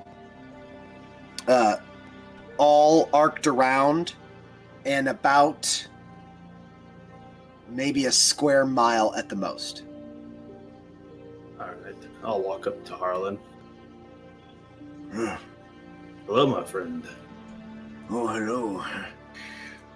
Come to join the discussion, I see. I'm Hogo. This is Balron. Lonem. This is Balron. Balron sit. We have much to discuss. No, Koto, that is okay. I understand it is what I deserve. I know. But I will win your respect with patience and time. And I will do what it takes. We need not agree. Thank you. Play me another song. What they said of it was not wrong, Morgaine. It is a very good song. The colony spoke of you true. Well, I knew that once you identified your Hogo as one of the statues in the temple, Yes. being a god of coast, Yes. that your faith would find land. Yes. And it seems that we are not disappointed. Hogo has come through. He's brought me sand. He's brought me sparse life that claws, with hope of growth for another future. And for that, I am thankful. Trying to understand exactly the nature of the chalice. The cup. Yes. Cup of the mother's embrace. One of 4, she says to me. 1 of 4. Yes, 1 of 4. Well, called together, they call to something greater, not summoned. In a millennia. There are not 4 anymore. There's only 3. The 4th is missing. Different. Lost. Found. What do you mean, found? That's what Koto told me. Found, yes. But I want to get this correct. What did you say to me, Koto? Oh, yes. I am a shameful faith breaker, so I am not to be the one to find it. But it is found, he says. I don't think that's what he meant. Oh no. I think he's referring to the throat. That artifact for your people. Blues speak many things, but above all, truth. I don't think he was lying. I just don't think he was referring to the things you're referring to. Oh, yes. Very true. What is a break? Is it a faith that cannot break? So how could it? Wise as always, Loden. Wise as always, yes. He is alone. Yeah. You seem like you could use a little something to eat. Oh, I have what Hogo gives me. It is enough. You look down, it is sparse beach grass. Oh, God.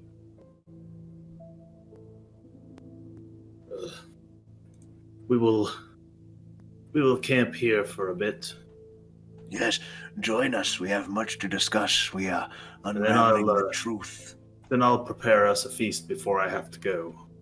Of course, of course. Maybe we would see it rise again. Her great fortress.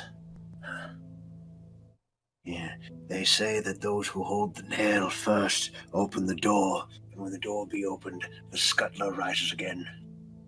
The what? The scuttler, that it rise again. The scuttler.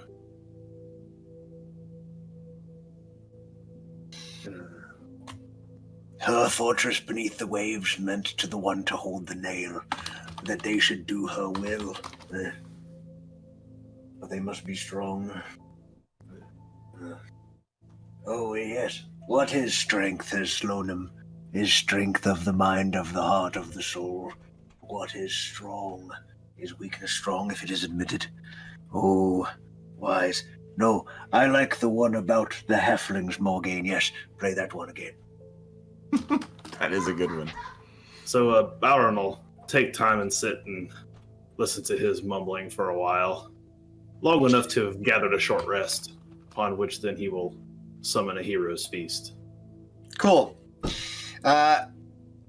Harland picks at when the hero's feast summons, you push your fingers into the sand and speak the words into it, and the sand forms its own sandstone table on the beach. And the grass moves aside and hangs down like a garland that runs the edge all the way around, that drapes down like a pseudo tablecloth, and then becomes a tablecloth.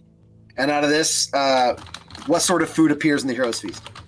I don't know. Did I get to pick, or is it? Yeah, it's you. It's all you. I didn't know if it was in the description or not. It's up to you. It is. It doesn't matter what form the food takes, except that the food provides its bonuses. Okay. So I don't know much about Dragonborn cuisine, but I know what my people used to use to bait dragons. They like meat. So, oh no! There's bait dragons. There's baits and dragons. There's there's like ribs and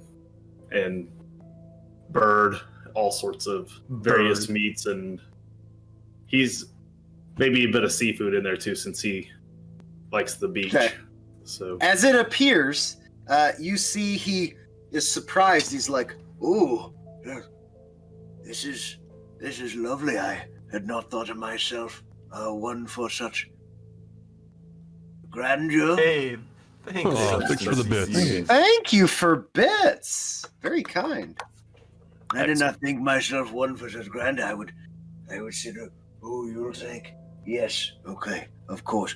Oh, go. This would be your seat. I would not take that from you, friend. And so he sits and seems to wait for invisible people to sit at their spots at the table before he sits. And then he starts picking at food. And within about 10 minutes, you see some of his like meandering head shakiness starts to dial down. And he's drinking again. He's like, "Oh, I found your land, Koto. Balrin. Yes, Balrin. you did find land. Did you see it the way he would see it? You should. It's uncertain. We found some land. It wasn't exactly the amount of land I was hoping, but any land here is a blessing. No, this place is the first that they forged together. I don't think your cup holds a real place, Balrin. I think it holds the past. It's possible.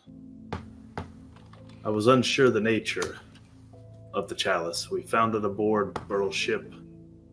It's never left here. Minus a short time it set on a beach on the Wavan Island, but The cup has spoken to me in these days. that have become strange. Kodo's spoken to me, Morgaine has played. Skeezer came by to take notes on my stories. Falcon's warmed me with his smiles. Wrighton even came to make sure I had a good pillow. And you see like a mound of sand, like a little bit behind him. But this place has spoken a lot to me, and it has all become somewhat muddled. But I'm trying. And you can see he's actually written some notes down over in the sand. There's like a somewhat journal.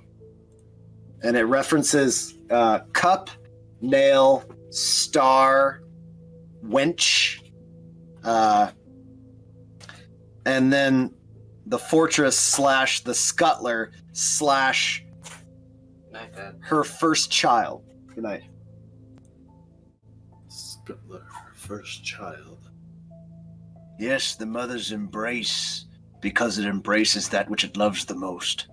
Its firstborn, one that gives her the title of mother. Oh. And said to be a great thing sleeping, waiting for her embrace to call it again. Helos as a child. I do not know what this child would be. But the mother's embrace is powerful artifacts of legend. So Hogos tells me, and so for that, I would think it is something that I would not think it a child exactly. Yes, I see. Well, when our feast is done, when our feast is finished, we should rest. And upon waking, you have a choice to make. Very well. I look forward to this choice. I enjoy choices. If you do not believe that this place is in fact our old home, then I can take you back from which we came. Or, if you believe your faith would drive you onward, you can go onward.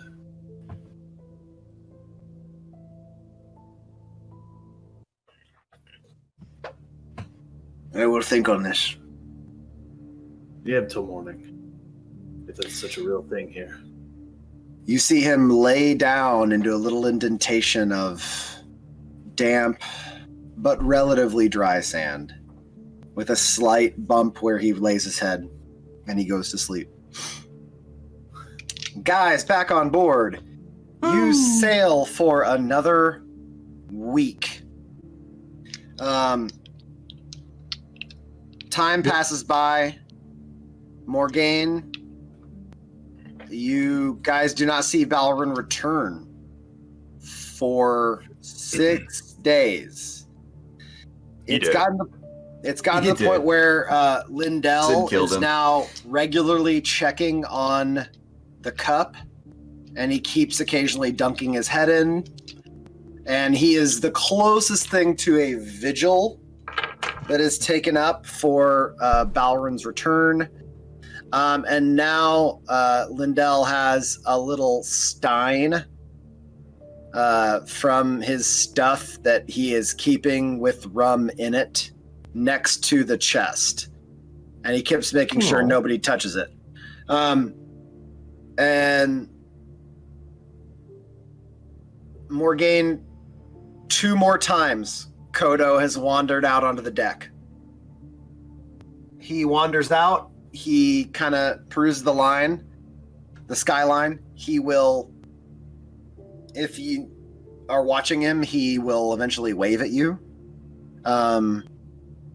If you talk to him, he talks to you. Similar type of conversation. And then he'll always end up on the port side aft. I'm gonna always, like, every time I see him, I'm gonna try to have a conversation. Doesn't have to be anything specific. I just want to If there's I a want to make pertinent question or topic you want to bring up, what do Yeah. you want it to be?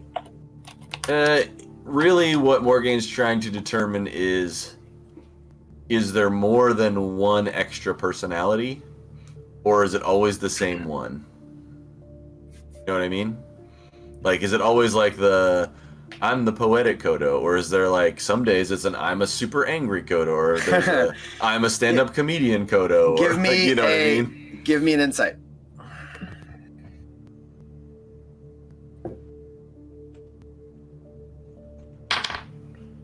A 21. It seems consistent for now. Okay, that's really what I want to determine. And always the next day, I try not to go on about it, but I just let him know that I saw either the other you again, or I saw the you that's like sleepwalking or whatever. We haven't determined what's going on yet, but I always make him aware that I saw it again, just so that if he's noticing something else weird or he's not telling us something, at least he has Sleep that Kodo. info. Yeah.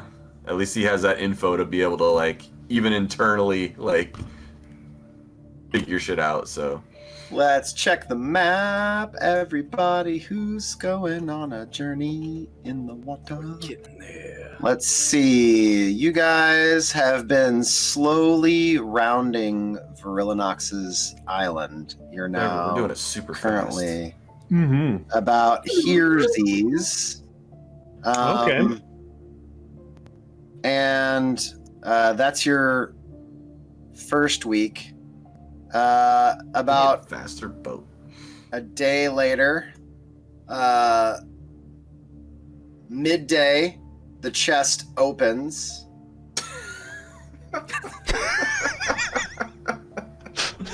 Sorry. Don't worry about It's it. crazy. I can have so much fun. He's having way too much fun. Sus. We gave him He had a a cat for a while. He had a wolf for a while. Okay. That's awesome. It's right about here. Love it. You guys see the chest opens and out walks Balrin, and he walks out alone. Well, welcome back. Hey, did you find Harlan? Hey, we gotta. You've been gone for like a week. I told you it'd take a while. So is he okay? Hey, he's alive. Well, that's good. So what'd you find out? Can we go home through that thing? I'm afraid not. It's a world. Very similar to our world, but I don't think it's our world. He was able to identify one of the statues of the gods down in that temple I'd shown you. His Hogo. Hogo is a god of coast. Not water, but the coast itself. Which then realized that if he had enough faith in Hogo, and if Hogo exists down there in the temple, that means there has to be a coast. So I sent him to find it. And he found it. But it is not the coast we're looking for. But he feels himself on a pilgrimage. So he What decided is to sus? stay. Of his own accord, he stays. Guided by his god now, to seek out the other coast. Through scrying, I'll be able to keep an eye on him. And the food I gave him will sustain him for some time, but at some point he'll be on his own. In the meantime, he's given me some rather cryptic information about, well, potentially what's going on with Elos. But it'll take some time before I can fully decipher what the crazy old Dragonborn's talking about. The last thing he said to you is, I've learned more here. And I think there is more to learn. I will stay. And you've given me the strength to build a home. I think this place has answers as deep as the ocean, if I'm patient enough to listen. And that was the last thing he said. So, I'm afraid that the chalice is, well, how to put it, he believes it's the first world created between Oros and Ilos. That there was a world before our world. Perhaps that means this side of the Everstorm is the third world.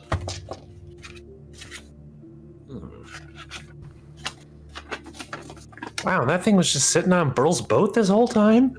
Yeah, tell me about it. Wow. But if he says I can find all 4 artifacts of the Mother's Embrace, that I'll be able to open the door. The door? That's what he called it. The door. Now, he was talking some nonsense, and like I said, it'll take me some time to decipher exactly what that means, but he said I'd open the door, there would be a scuttler. The scuttler? Scuttler? And something about the mother's child. This is all leading very closely to what I believe is going to be some manner of sea monster that we don't really want to deal with. So I'm going to take some time and I'll pray about it and see what Elos would be willing to reveal to me. But in the meantime, we have some dragons and some titans to sort out. Could you pray for, like, no sea monsters, maybe? I don't think that's how that works. Well, there's one thing we possibly could do. We're on the course back to where you picked me up, where I had encountered a sea monster. Oh, yeah? I mean, there's a lot of ocean.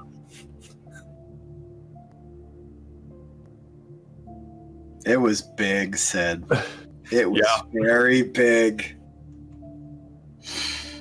I mean, I've seen sea monsters in my day, but that one... Last sea monster I saw was the one that attacked us just outside Glass Gate.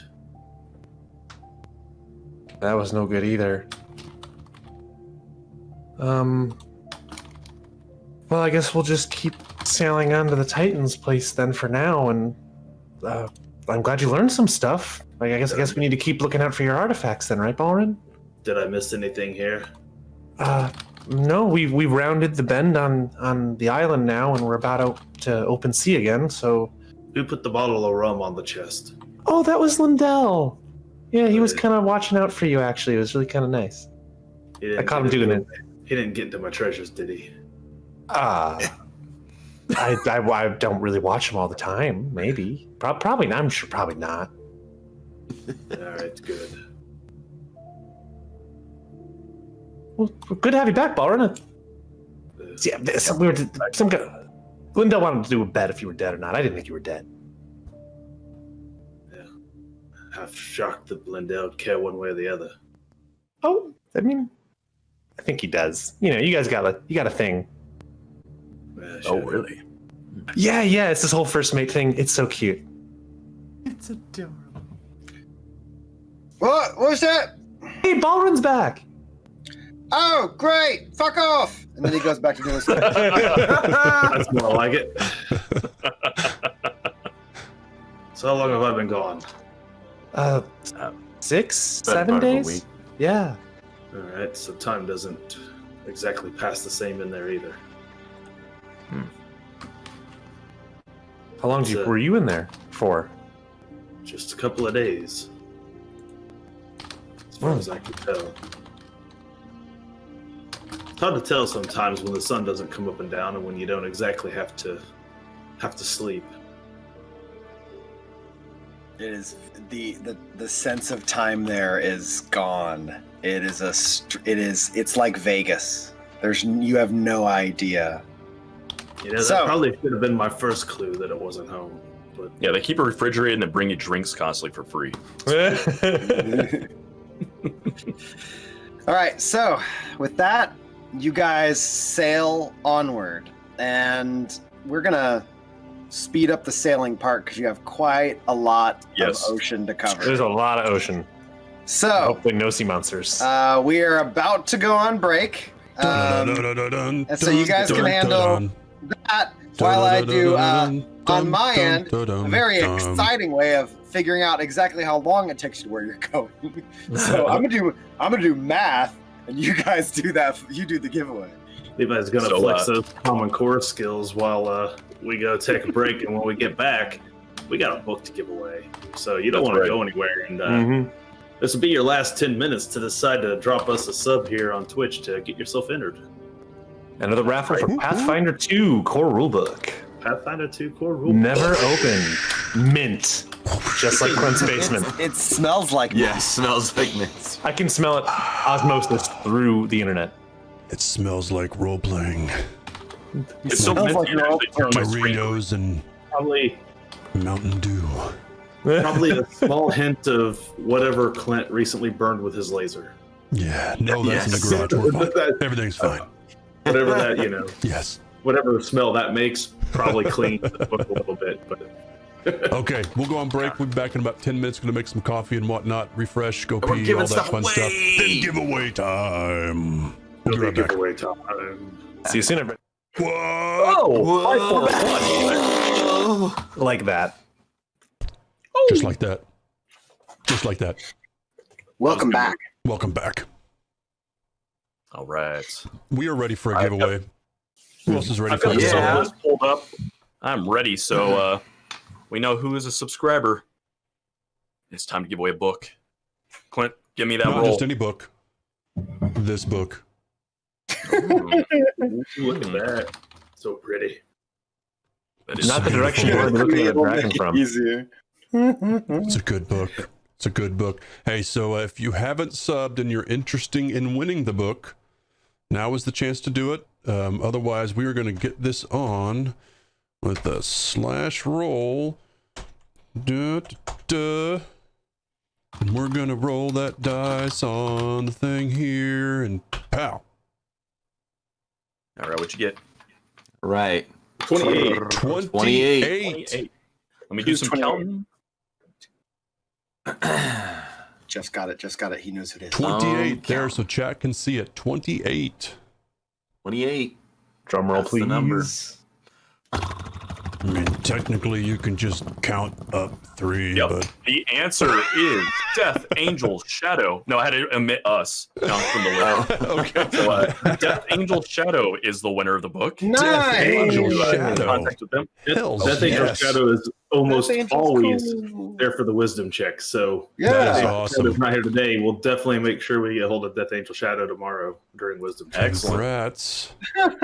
Air write Laser that will never down. win unless Jeff nat one crits. You know what? Lately, Eric, he's been doing that a lot. So Yeah, This was excited. your night, Yeah. technically. He's done it twice tonight. All Yeah, right, if so Jeff would have rolled that, you probably would have got an air laser. That's just how it works. that's true. It's true. But we Yeah, let so Clint roll. congratulations. So he was almost maxed out on the die, of course. Yeah, I rolled a 28 of a 31. That was a pretty shitty roll. So we'll say crit range. All right. Well, awesome. We'll get a hold Yeah. and let them know, and we'll get that shipped out. Ooh, get it Rest shipped it. out. We're going to have to do Shipped another one of out. these things soon. We might do Don't it got to worry tomorrow. about unsubbing. It'll just expire on its own, Malice. We'll, what do you guys want to do? Like a road to 800? Maybe 1,000 followers here on Twitch? We'll do a... That would be a super cool milestone. My Yeah. kids were giving me crap. He's like, "So what are you guys gonna do when you hit 1,000?" I'm like, "What? What do you that's mean?" A thing?" He's like, "Yeah, Dad, you have to do something when you hit 1,000." yeah, Cross yeah. that I mean, bridge. It is a milestone. Huge. It's a pretty huge Yeah. milestone. Face cams. How about face cams? Talk- Yeah, we'll do a I'll face talk- reveal at 1,000. Face reveal. I like face reveal. Yeah. We'll So talk really about it when we hit like 900. You know, we're about to cross 700. You know, maybe today or tomorrow. So when we hit 900, we'll worry about 1,000. Okay. I'm good not worried stuff. about 900. I'm just worried about 1,000. Yeah, we'll all wear costumes or something. Yeah. It'd be great. Costumes. In care. Ooh. Oh, That'd be oh, awesome. if That's we're not in fair. costumes, I already know what I'm gonna wear. Oh, Good man. luck, Clint. Oh yeah, Clint's fucked. He's gonna have to pay your dad to make a Kodo head. I wonder if I can Oh find man, like hold a, on. I'll find like a motion capture software and have to like 3D render Kodo's head, and it'll be a talking Kodo head. That would be amazing. Nice. Okay. That is good. Also, I want to do one thing because I didn't do Bardic Knowledge this week. What a jerk. I know. There was important things happening. Nobody wanted But to I watch have it, so believe me. received I have received art from David Lee Pancake. And I want to unveil it because I couldn't do it on Tuesday because I didn't do it. So Yes. We got a reveal of some art. He's I'm so excited. He's throwing a little. Which, by the way, here's a metal. link to the artist that we're about to show you. He is the man. Amazing art. Hold on, let me, because his bow is removable. Whoa! Yes. It is. I didn't know that either. And then I got here, I was like, oh, look at this. It I wasn't can't remember how it's supposed to fit on there. So like that. He's gonna I think it's snap it in supposed to fit half. on there like that. No. It actually goes on there really easily. I just can't remember how it goes on there. Did he thread it with real horsehair? No, but it does have a string. Like it is a real string of some It is a sort. real string I don't of know some what it's sort? made. That's of. awesome. Some sort of like nylon. All right, here we go. There we go. Oh, look at that guy. In front of your face more. In front of your face more. There you go. Throwing metal. Nice. Metal horns. Check Your out poor the dad loot. and all those buckles. Holy shit! Uh-huh. That is He was asking me about it. He was like, what in the hell's up with all these belts? What the fuck can with all these do- belts? I'm like, Turn it Cam around. said, and I quote, all the straps. Get All like the lots of straps. It was like, what? We talked a little bit about it, like what is removable. Morgane's morning routine like? And I'm just grateful that he never has to sleep because clearly this is what he's doing. Just He buckles himself into all these belts. Brought to you by Yeah, it's super awesome. Like, paint job is sweet. Very like. The one thing I was worried about because Morgane's in all red, right? So it can be like mega flashy red, but it's like really dark and really good, like really good shadowing on it too. So it looks like it doesn't look like he's in a friggin' clown costume standing out in the middle of the woods. Like it looks like what real armor. You know what I mean? It's not like, oh look, there's a guy wearing literal bright red standing in the woods, and he's right there. Like I'm really good at hiding, guys. I'm really good at hiding. Cam, show it again. Oh again. yeah. Hold on. I think he's got you on the big screen. Oh, okay. Here we go. Let's see if I can get it. Kind of a sweep over. So freaking rad. Ah, the scars. The scars. He's got the devil horns, throwing the horns, A right? little shoulder armor piece. That's excellent. Sweet. Yeah. The shoulder armor piece is cool. Yeah, look at this. Arrows in the quiver. Yeah. Oh, The loot is super badass. Wow. Oh I don't my know which direction to God. move. Yeah. My God. The, so that the is, little flame on the for those the who flame might be painted on new, there is super great. That is It's art got done. string. The loot is strung rather. I know it's hard to Oh, see. is it but too? Oh, it's that is actually cool. strung. oh my So like god. there's like everything on there. All the little strappies. He's got little like boot daggers and shit. It's awesome. It's he awesome. fucking killed it. He did kill it. That is amazing. It's awesome. Oh, So cool. Yeah, Oh, go there ahead you and pop go. it back up on the big screen again. To the map. I've crazy enlarged. Oh, okay. More So you can game. see what the original art was and then what it turned into here. Yeah. It's awesome. Just a second. By the Levi way. summoned his inner Love it. like Rob Liefeld to like make that. It's like all the straps and pockets he could come up with for. That's right. That's right. Very 90s Image Comics, y'all. It very is, except Levi could draw feet. So Thank you, man. I appreciate that. Morgane's Yeah, so feet look there's- normal, so that's where you know it's not actually Rob Liefeld because. Oh, actually, you know what? I didn't even think about it, like to actually look at it, and it was the thing that Levi was so excited about because, especially since I caught it. I don't know if I'll be able to focus because it's so small. He's got the picks in the bandolier, dude, Oh, fuck The yeah, pics. look at Oh, yeah, the he colors. Oh and my they're all God. colors, That's different colors. amazing. Oh. Yep, all the picks are in the bandolier. He's got all the little, he's got the little arrowheads, different shaped Your poor arrowheads dad, in there. man. Your poor dad. Jesus. It's all in there. It's all in there. He So, said that was his favorite. That was the one he thought he super did the best attention to on. detail. Yeah, it's beyond awesome. So awesome. go Morgan to took a long Daily time because Pancake. I knew that like .com. if Morgan took a long time because of accessories for me, it would be worse for him. So I was like, all right. Yeah, there's And the he was actual the art. exact size to fit Use in a one of reference. the shelf that I have all my like my other like little minis and the paints and everything in. I just have to make sure that I take the bow out because it stands up just a little too tall. So, but it fits like it's like literally less than half an inch like of perfect height. So it's like just barely fits. It's awesome. Hey Tim, show yours real quick. Let me switch over. Yeah, he's actually right over on my Side here. didn't Let's say. see if I can get I gotta go grab Fulcrum. Skeezer real quick. I'll be right Yeah, back. Hell yeah, we have never almost saw a full Skeezer. party now, except for Ballrin, right? We're still. I think it's in the works, right? Is the last to go. He's been started. I've seen some of the stream where he's worked on him, but Yeah. Roll with me, Artemis.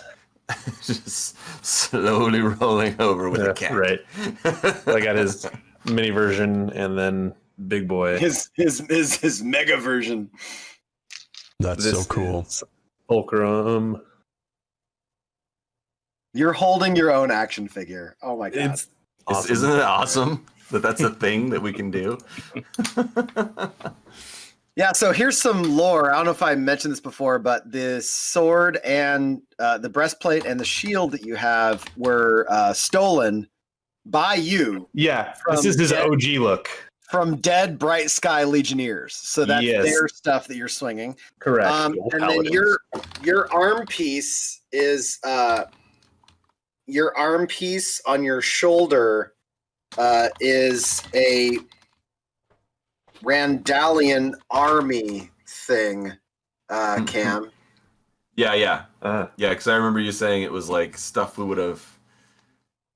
I can't remember if you said that was something we had picked up, or you said it was like something that You I earned probably it had because you said you were a Yeah. soldier in your background. You wanted to Right. have been former army, so that was a Randallian soldier archer thing that you wanted. So the funny thing, very cool. it was fun making up excuses to have to make little I love making symbols. Like that's my jam. I'll make symbols all day. Nice. I've got Skeezer here, but the original that was painted went out to one air laser. So this one is unpainted. Oh, it's still Unpainted. badass. Mm-hmm. I'm ready. It's a Skeezer raw. Skeezer in the raw. Might be how Skeezer looks right now. Skeezer in the Skeezer rough. in the buff. It could be. This is like Spectre Skeezer. Yeah, 'cause right. he's Yeah. dead. Oh man. Oh, Greyland Skeezer. Greyland. The chat. Yeah, F. All the the chat. sculptures are now like Barbie. It's like Malibu Barbie. We got like Deadland Skeezer. We got Deadland Skeezer. We got Deadland brutal. Skeezer. And, you know. Yep. The quills, man. The Quills, quills. dude. Your Damn poor them dad and those quills. quills. So there he was. Got completed just in time to die. Yeah, This literally is got so- made, and then the next game session he died. Yeah, that's so true. Oh, that's okay. That's okay. It was good stuff, man. That was a good. And then we have Oh yeah. Kodo. Oh yeah. Kodo, dude, the scales and like Yeah. whatever the paint color is he used on not only the scale but the armor, and it's just got that sheen to it. Just looks Yeah. awesome. It's like perfect for Kodo. I love his mace. Yeah. I love that he does like the weapons separately, so you can Yeah. actually take them Yeah, out. so you and take 'em like, off. That's just crazy. So Like, crazy. He even nailed the ironing detail I did when I made it. Mhm. Oh I man, I So sent him. crazy. Yeah, he went Oh nuts on it. yeah. I sent That him is all so my 3D cool. renders that I made, and he copied basically That's yeah awesome. exactly what that is. So cool. I had to do it the same Um, way for the drawing. Like when Clint said over the renders, I basically laid it out at an angle and then I drew it, and then I had to work that up in Photoshop, and I tried to steal the same textures that he used in his rendering on the art. Man. Yeah, Yeah, those so are cool. so awesome.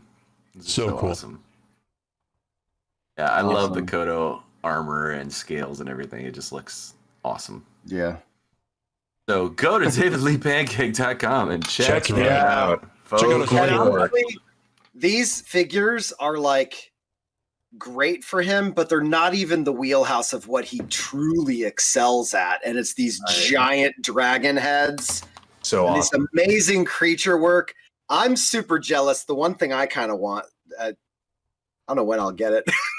But you got a dice box that's Cthulhu-esque. Oh yeah. Oh yeah. All the Cthulhu shit your dad makes is like, that's my wheelhouse. That's some of my favorite. creepy Cthulhu You shit. mean like this guy? That There's mimic one is like this. great. Oh yes. The McDice box is amazing. I think my favorite thing that your dad's ever made though is the Cthulhu door knocker. Like that's my The Cthulhu door knocker. I love the Cthulhu door knocker. Yeah, it's pretty You're on good. the wrong screen, Clint. You hit the wrong screen, Clint. Oh no! Oh, there we go. Oh, I you had were all showing my it mini off, dice. and it was I not. love it's got a Yeah, tongue yeah. in there. Got So the tongue awesome. inside. Tongue is what it's great. Those guys are awesome. It is awesome. All right, Kick ass. check out Congratulations. Pancake. He does amazing work. It's stupid detailed for no reason other than the fact that the man believes in craft. It is just excellent stuff. It's true. So, you guys have been on the water for 1, 2, 3, 4, 5 weeks. Oh You my now God. Pass a small chain of 5 weeks. islands. Holy shit. And as you pass a small chain of islands on your starboard, you see off in the distance the broken remnants of multiple copies of the same tower where you said goodbye to a friend. Hmm. And you continue on south. And 3 days in to the 6th week, Lindell comes up to you, Fulcrum. Captain, Tullig says something's up with Griggs. Oh, okay. I'll go and check on him right now. Did he say anything else? That he looks good, old Captain. He sounded excited in a bad way. That was pretty good. That was very tall. Thank you. You're Thank you. channeling him. I'm trying, you Yeah. know. Oh, but okay. I'm gonna go. Maybe You head back down, and by the time you hit the bottom of the stairs, like, I think he's dying. And then he just takes off. Oh, Kodo! I'm gonna run over. He is on. Is he on the? I think we might be losing Griggs, and you're the only person I know who I've seen heal people. Oh wait, Balrin! Balrin!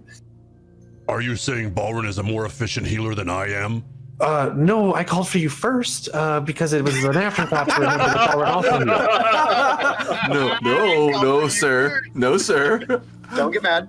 Aaron comes out of his quarters. You call Captain. Griggs is dying, and You walk in the door frame, and you can see. Oh no, you're talking to people. Go ahead. yeah, I'm dragging them down with me. Griggs is dying, and you need services performed. Well, yeah, you guys are the. I don't want you to read him his last rites, jerk. Fucking hell. Well, for fuck's sake, you sure are saving him, are you? Well, I mean, if we can save him, I want to. Yeah. Well, I'm running down there. Was Kodo on break or something? Oh, fine, I'll go down and see what I can do. He wanted You you run to down do there, it. and next to the door frame, you see that Zerzig is trying to speak to Griggs. Zerzig has taken on a caretaker somewhat position with Griggs in the way that had you just met Griggs, he's an incredibly pitiable character now. So without any context, Zerzig is being very kind to him. You see Griggs is laid out on the bed, and in this time, his beard has lost all of the brightly colored hair. So he now has like half a beard. And what is sticking out here is long, sad strands, and you can see bare, pale skin underneath. And and he's missing half a mustache now, and his cheeks look real sallow, and his eyes are almost entirely like blood clotted, just like big, broken capillaries in his eyes. And I had a dream. I've been trying, kid. And he's clutching a little book. The book he's been writing in? Yeah. Where's Morgaine? Oh, yeah, I'll wait right here, Griggs, and I'll run up real quick. And Kodo, could you just take a look at him? I don't know much about medicine, and I'm gonna run and get Morgaine. Probably in the crow's nests. Yeah, we'll get up there and shout up to you. It's looking pretty bad. And I think he might. I don't know if he wants you to play for him or something. He looks pretty bad. I don't know what to do. I walk up to Griggs. I'll climb down. Oh, Skoto. Hello, you're very big. Are you going to throw me over the board? Because yes. What is wrong with you?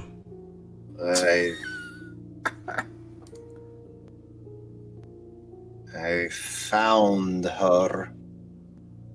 I found where she is, and she says, I will not let you in my home, and you are free. Is what she says to me. So you are no longer a slave to her? I don't know, but I found all this string. It was coming out of me. All through the forest, little orange strings pulling out of my feet. And it hurt, Koto, it hurt. It hurt so bad. Can I do a medicine check to see if there's something noticeable? Roll. It's a 17.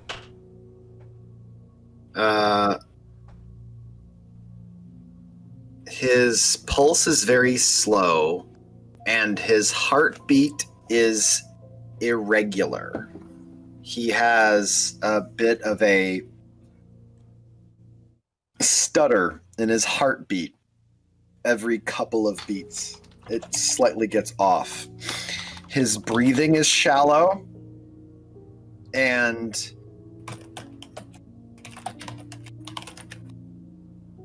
to your untrained eye,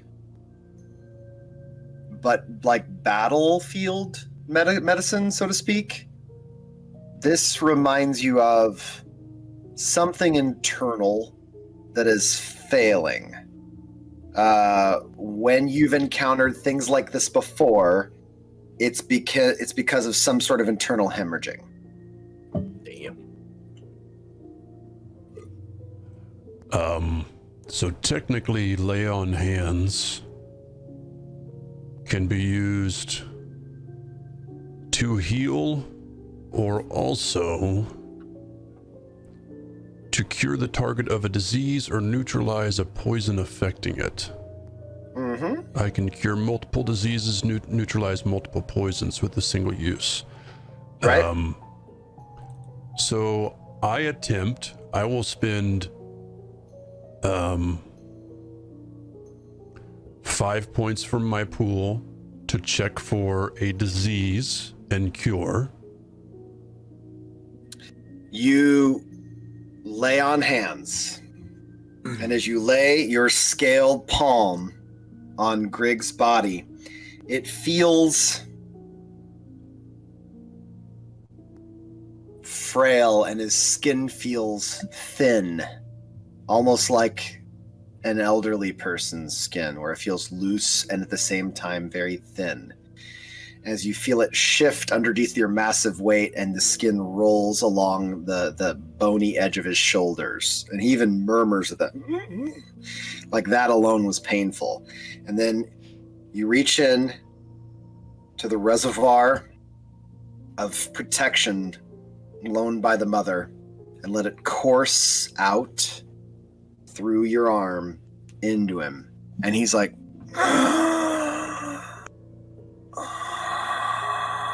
and his eyes go wide and they clear. And you feel, as her energy wanes back into you, you sense no disease in him.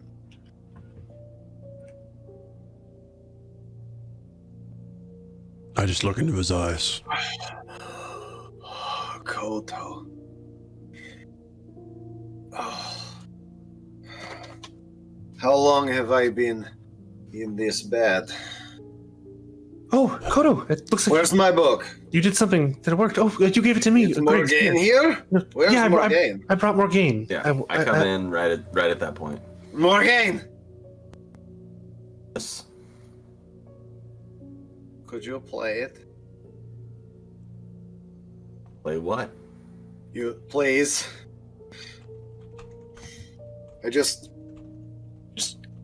If you could please, just for just like a little, just one, if you could play that chorus, just one time, please. I haven't heard it in so very long. Please, Morgan. Would you please? And he's trying to scooch closer. So, I'm getting the sense that he is almost like an addict. Does he look like what maybe I've seen of, like someone on the street that's they're just stuck on that Dusters. Whatever. Yeah, something like that though. Like it's a similar. He looks like a type duster or a smoker. Okay. I really need to get off of this. I know it makes you feel better. How but it only do you makes get you feel... off of it? It isn't like anything. It is the greatest song that has ever been written because it twists the inside into beautiful pain. I don't know how you... Just please. You can make it sound better than anyone ever has, except for him, and I don't want to see him. Morgaine, it's so beautiful. You're so beautiful, Morgaine. You're a beautiful boy. You make this song is so good. And he's got his hand on your waist. Morgaine, come on, please, Morgaine. When I play it, he often knows where I am. I'd really not like him to know where I am. I can play this one for you. I'm gonna play him the Song of Hope. Oh, that is all right. And I will even let him have the free roll for the day. You are so kind. You are kind, beautiful angel, man. Oh. Fulcrum, may I speak to you? Here, Morgaine, for you, if you play this song, I will dive one more time, and I will find them. If you could play it one more time. And he's holding out his little book. I don't think you should dive anymore, Greg, because it's not... I don't think that's a good idea. All right. It's probably a bad idea. Thank you for... You didn't... I didn't know you were still doing it. And he coughs a little bit, and you see a little fleck of blood on his lips. He said he wasn't dreaming. He couldn't remember it. I've changed. I've been trying. I want to be here when the song is played again, and I need to be of service, so I will not be here to hear it. I grab Fulcrum's shoulder, and I start leading away. Fulcrum. She has turned her back on me, Fulcrum. Yeah? What, Kodo? I did nothing. He was not diseased. I cured nothing. He's probably...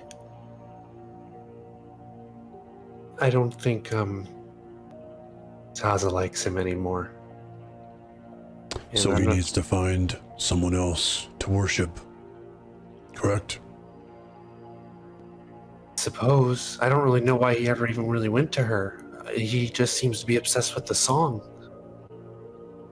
So I I'm do not not sure why. like that he is obsessed with the song. Something needs to be done about that.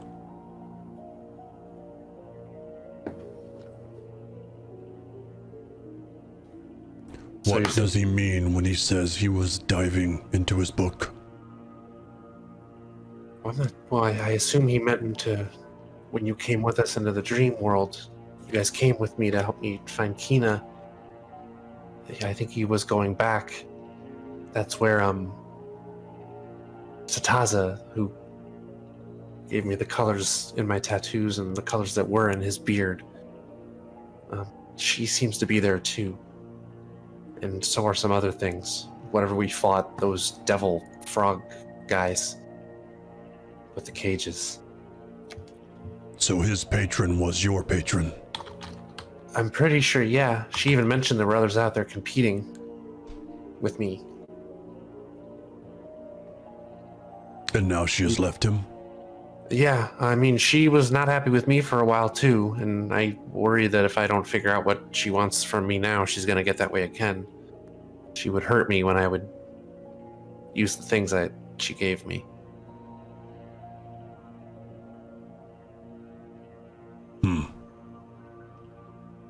So, I do not know how to sell my soul to demons. But since you do, is there a better demon we can choose for him?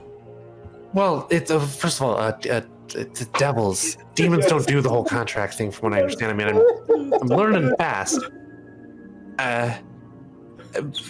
But I maybe I don't know if that'll help him though, and that'll probably just put him in a bad position too. I mean, I didn't really know what I was getting into at the time. I was kind of in a high stress situation. Morgan, you can hear this conversation as well. They're not so far away, and Griggs is so lost in what you're doing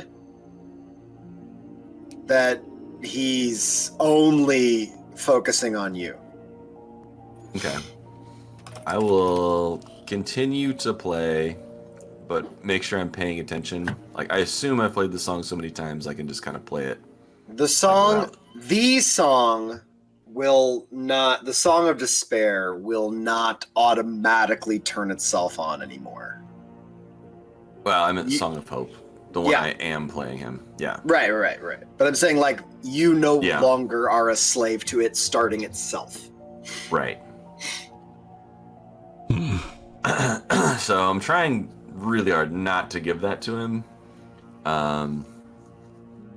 I don't know. I just feel like it's going to make things worse. And I still don't know what the status of, is it every time I play it, the guy in red can find me? Is it not that? I don't know. So I'd try to be very sparing with it. Okay. And certainly I'm not going to just give it to an addict.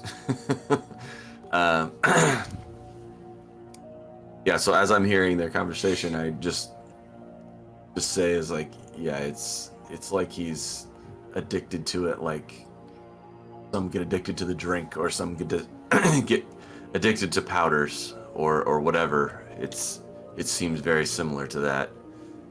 Kind of had an effect on me too for a while, I remember.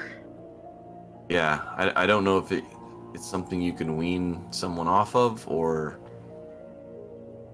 if you have to substitute it with something else. I don't know how that works, but I'm afraid I feel okay around for you now, us Morgan. and to give it to him, you know. Fulcrum, you wouldn't mind hearing that first song again, though. That is true. I mean, it's been a while since you played that one. I mean, if you ever wanted to play it again, it would be a lot of fun to hear. Yeah, I am aware I have not played it for a while. What exactly is the harm in anyone listening to the song? It's nice. It is seems to, anyone that's listening to it seems to almost uncontrollably get in a state of like deep sadness, but it's also really familiar and comforting. And when people hear it, if they're not strong-willed at the time, they yearn for it. Very odd, but it's also very powerful.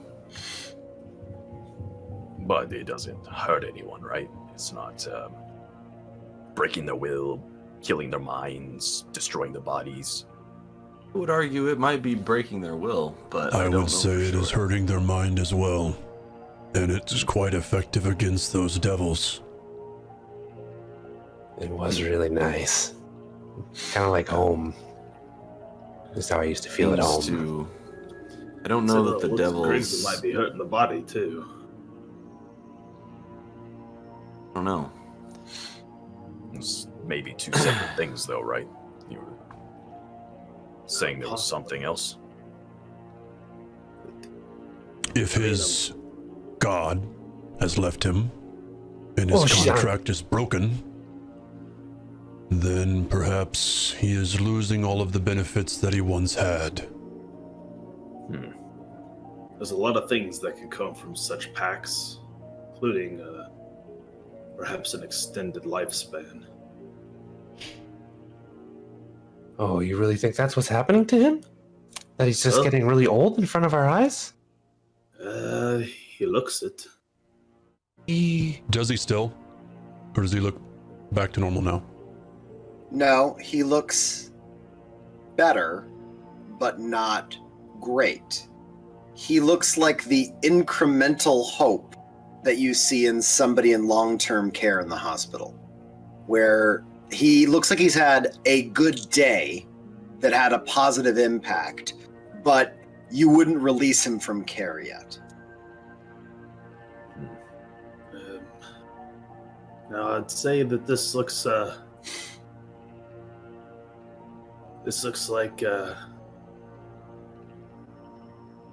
like perhaps late stages here for him, without whatever powers his patron was given to him. Well, there are many things to put your life in. It doesn't have to be devils. No, but most of your standard deities won't protect you from the normal aging and death. Well, let's ask him. Griggs. Yes. How old are you? I am I've lost track since coming here. I may have missed my birthday. 143. It's not very old for a dwarf. Thank you. It's very kind of you. You guys are nice guys. This song is so great, Morgan. I really like your new take on this. It's like, but you know, you can't improve on an original. Do you like to play maybe the first one? Because the first one is like, I mean, I like your new stuff, but the old days are really. But the first album is the best. Morgan? It usually is. Remind me, Morgan, what is his connection to the song? I don't know exactly, except that I'm pretty sure that's why he found us in the first place. He wants to learn it. He wants to know it. He wants to have... I don't know if he wants to have control of it, he just wants to be near it. Shit! What? Don't worry about it. Secret chat, don't worry about it.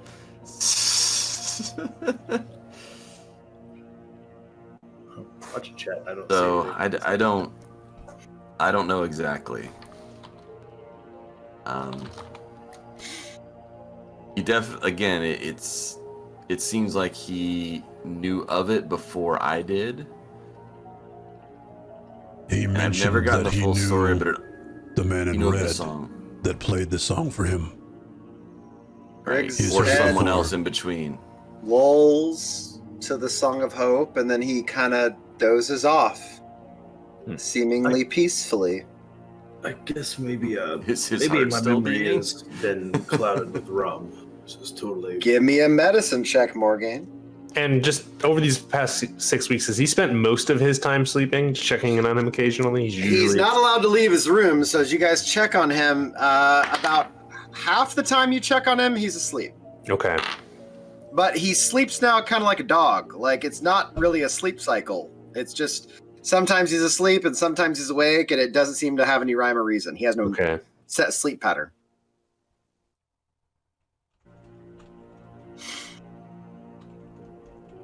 Well, What'd you get there, Morgan? I got an 8. You don't know. I was like, is he? But you feel when you're checking around for a pulse, you eventually feel a breath. Okay, that's all I need to know. So I don't need to know vitals. I just need to make sure he's breathing. I'm just worried where he's at when he is asleep. Hopefully the song made him at least sleep peacefully right now. Well, you both said that you felt a longing towards home, something that felt familiar, something melancholy. And you're both connected in some way to devils. Could it be the 9 hells that you yearn for? No. Thank you for the bits, Air. Thanks for the Yeah, thank you. I've never even been in the 9 hells. I don't think. Just a theory. Just theory. The day winds on. As you guys are passing through day 4, day 5 of week 6. Keep checking on Griggs. Let's see. Griggs gets better, gets worse, gets better, gets worse, and a back and forth. His body responds to healing effects. But then after those healing effects take place, in game terms, it's as if he has something that is... It's like he has a damage over time laid into him. He is progressively losing health daily. And you guys can triage him every day. But you don't know if it's getting worse. Now that you're paying attention and trying to keep him healthy, your efforts are having an effect, but you don't know if you're getting ground or you have him in a holding pattern. Was he basically making it like it was a bargain he wanted? He would not give up his journal unless Morgan played him the song? He was willing to give the journal, and he's also willing to deep dive if he can hear the song again. But he doesn't make it an ultimatum. He's pleading. Yeah. It's like a beggar's plea. Look, it's if you want, I could spend some time in prayer, and I could attempt perhaps the most potent healing spell I know. Really? I could. Didn't say I would. I said I could. I mean, if it would help him out, maybe I don't know. Might buy him some time. More time than he's getting this way. I have a feeling if we can make some sense out of what he's been diving about, we might learn something. I don't know if it would be useful, but I just never pushed the limitations of this healing before, but I could try it. I mean, it can't hurt to try. I if you would do it, Bowen, if you want to. I mean, I wouldn't ask you to. Griggs has been iffy at best with us at most of the times, but it just seems awful what's happening to him, and I feel kind of responsible. Captain, if you say so. Thanks, Baron. Did it pop up in chat? Yeah. Description only. He, in a couple seconds, takes a nice, deep, slow breath. You see health return to his cheeks. What's happening? And he's getting hot in here. He's taking off all his clothes. He, what is happening? Is that Nelly? Hot in her. So take off all your clothes. Don't worry about it. Wait, so much fun with that green screen. Oh my god. Oh yeah, amazing. And Griggs takes a deep breath and he kind of sits up and he's like, oh. And he puts his hand on Balrin. Thank you. You're very kind. Yes, that's great. That makes me feel so good. Jeez. Oh my, Loomis Grace and everything. Oh man, my beard! Yeah. He's touching his like, oh look, this is awful. Yeah, you've been scribbling in your journal and dream diving, and we thought you were gonna, well, die. Well, it's it's pretty clear. You got to earn your keep on the Sailor's Grit, and so that's something I can do. Cause you guys don't want me on the ship. Because if I go on the ship, you'll throw me over the ship. So the best thing I can do is try and figure out our whole weird thing. I got something else I can try if this isn't gonna work. Well, you said you had found her. You mean Sataza? Oh yeah, and the other one too. She's moving. The other one? Yeah, the hounds, they have her moving across it is like a desert with these dunes. It goes past the jungle, except the jungle is like also in the desert. That's very strange. And the sand seems to move, so I think it might be like they're somewhere in the waters or near water.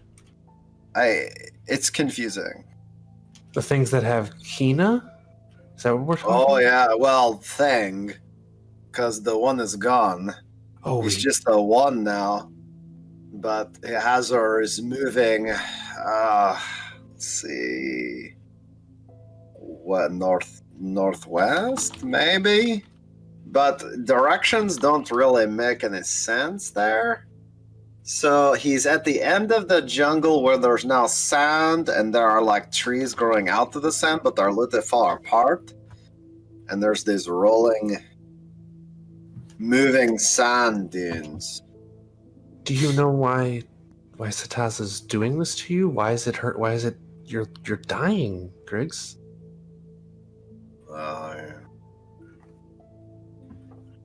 I was dying. I was dying kind of when I met her. My people got hurt by this like crazy song came over. Well, wasn't a song. It's not like the song. But all my people started to hear something, and it made some of them crazy. And I heard it, and it was so great. It was like a hum that made us. I can't explain it. I heard something. I was traveling with a group. We all heard it, and it made us feel connected. Like we're all so much more than our I sound like a crazy dwarf right now. I sound like a crazy old dwarf in the bar or something. Look, so I found out later that I was crazy, but I needed to hear it again. And then suddenly one night I heard this song. Only this time it was being sung to me by like this little guy, and that was Spindle. And it was the song I heard from so long ago, from the first time, from before my the crazy hum got everybody crazy. So, Spindle knew this song. And more important, well, it led me to him. I don't know how to explain it because I told him to have him sing it to me again, and I couldn't. So, are you from Hollick? Oh, originally I'm from like all over that place, but I spent a lot of my childhood in Tristel, in Grammar, and then after that I traveled around. You were thinking the sickness.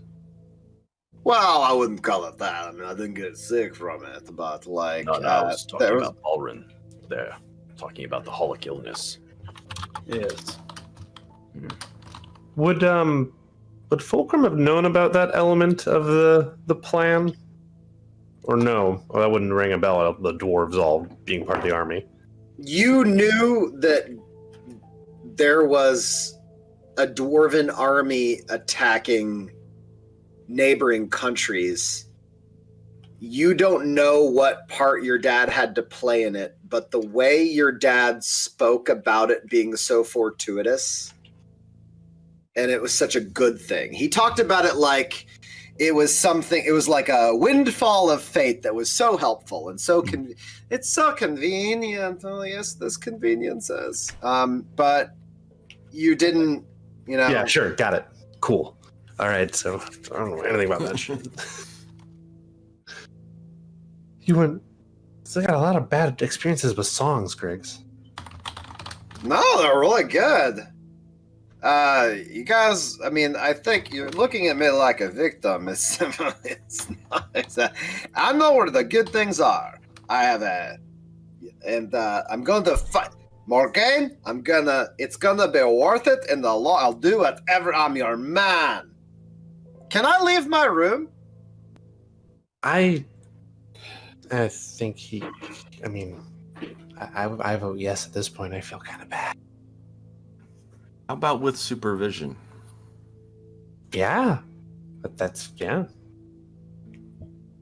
mean, there's no telling exactly Griggs, how long until my don't spell really know you that well. We don't really know what you're capable of necessarily, and right now I liken you a little bit to an addict. And I've met addicts before, and they can be unpredictable and unreliable. I'm just being straight with you here. I'll be straight with you. I might be cloying, but I will be reliably close to you if you're down with that. I won't get handsy, but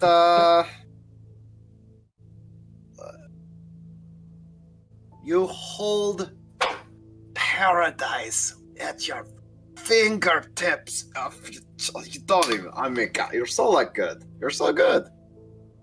There should be an award for how good you are. We should call them like Gains or the Gainsies or Morsies. It's like a little statue of like a lute or something that they hand out at bars, and you flag it around, and you go to a bar, say like, look at my Gainsy, give me free drinks. And I was like, you go to a king's like, he's got 2 Gainsies. Let him play. And then all the nobles are like, let him play. And then I'll be like, hey, let him play the song. And they're all like, let's hear the song. It's so good.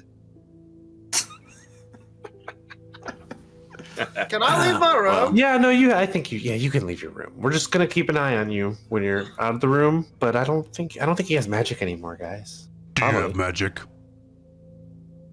What'd you say? No. I didn't hear you. You don't have magic? No, not anymore. I tried. Well, nothing has happened for weeks and weeks and weeks. What magic were you able to perform? Oh, I could like breathe underwater and turn invisible and swim really fast. I could do all kinds of wacketh. I could make things that were not there that are there, but they're not there. Where's your imp? He bailed. I think he's part of the deal. So you are nothing without your patron?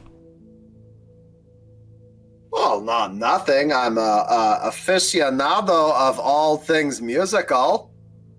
That counts for something. I'm also handy with repairs. That does count for something. I mean, we do drive the boat into stuff a lot. Don't look at me. I haven't drove the boat in months. I know how to open and move barrels and crates.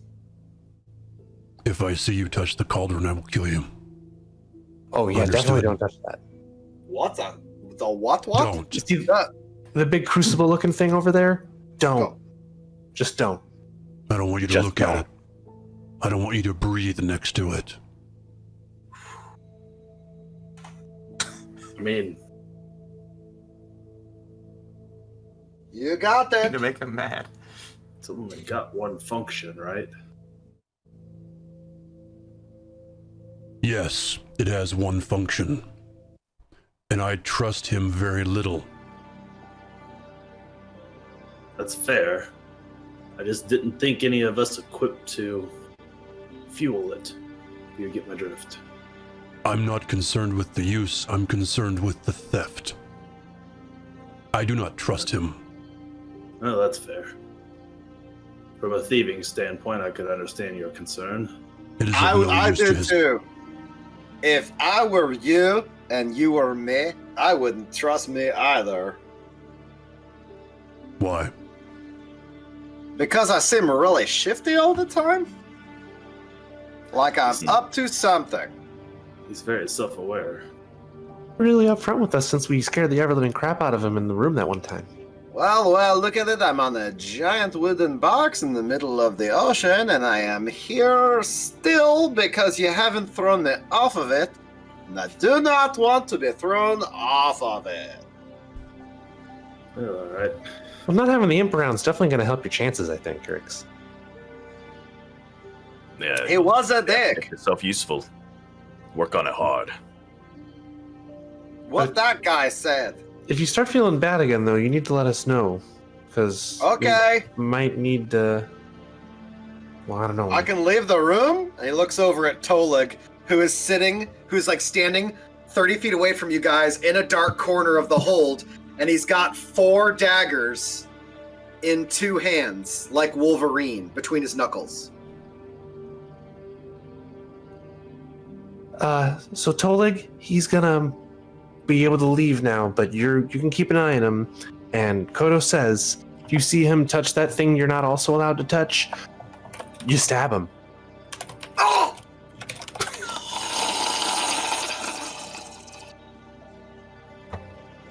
Look back to Griggs. Oh, you'll warm up to Tolig eventually. I don't think I will, but okay. Leg clan ain't nothing to fuck with. I hear you, Griggs. I go up to my room and I grab one of Ashara's symbols from my bag and I go back downstairs and I walk up to Griggs. Take this.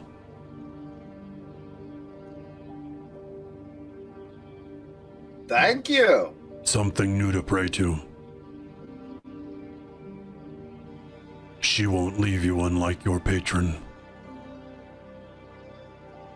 If you have questions, ask me sometime. Goddamn Jehovah's Witness. I love it. What do I do? Let me show you this magazine called The Lighthouse. Do I talk to it? If you want. All right. Hey, how's it going? I didn't realize you. Savior Ashara. It's very nice. Thank you very much. You're welcome. It's very generous. I will keep it safe. I know you will. Didn't realize non-dragonborn were eligible to worship your deity. Fascinating. You don't believe that others can worship a god? It's just simply your culture seems to be very private.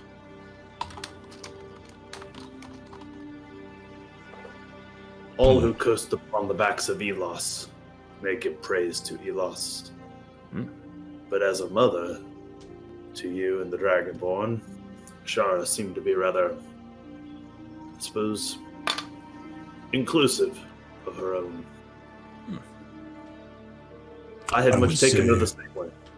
I would say inclusive so much only because others don't know of her. Not because we withhold. Distribution problem. Yes. Well, when you're tied on an island for the last 2,000 years, that tends to happen.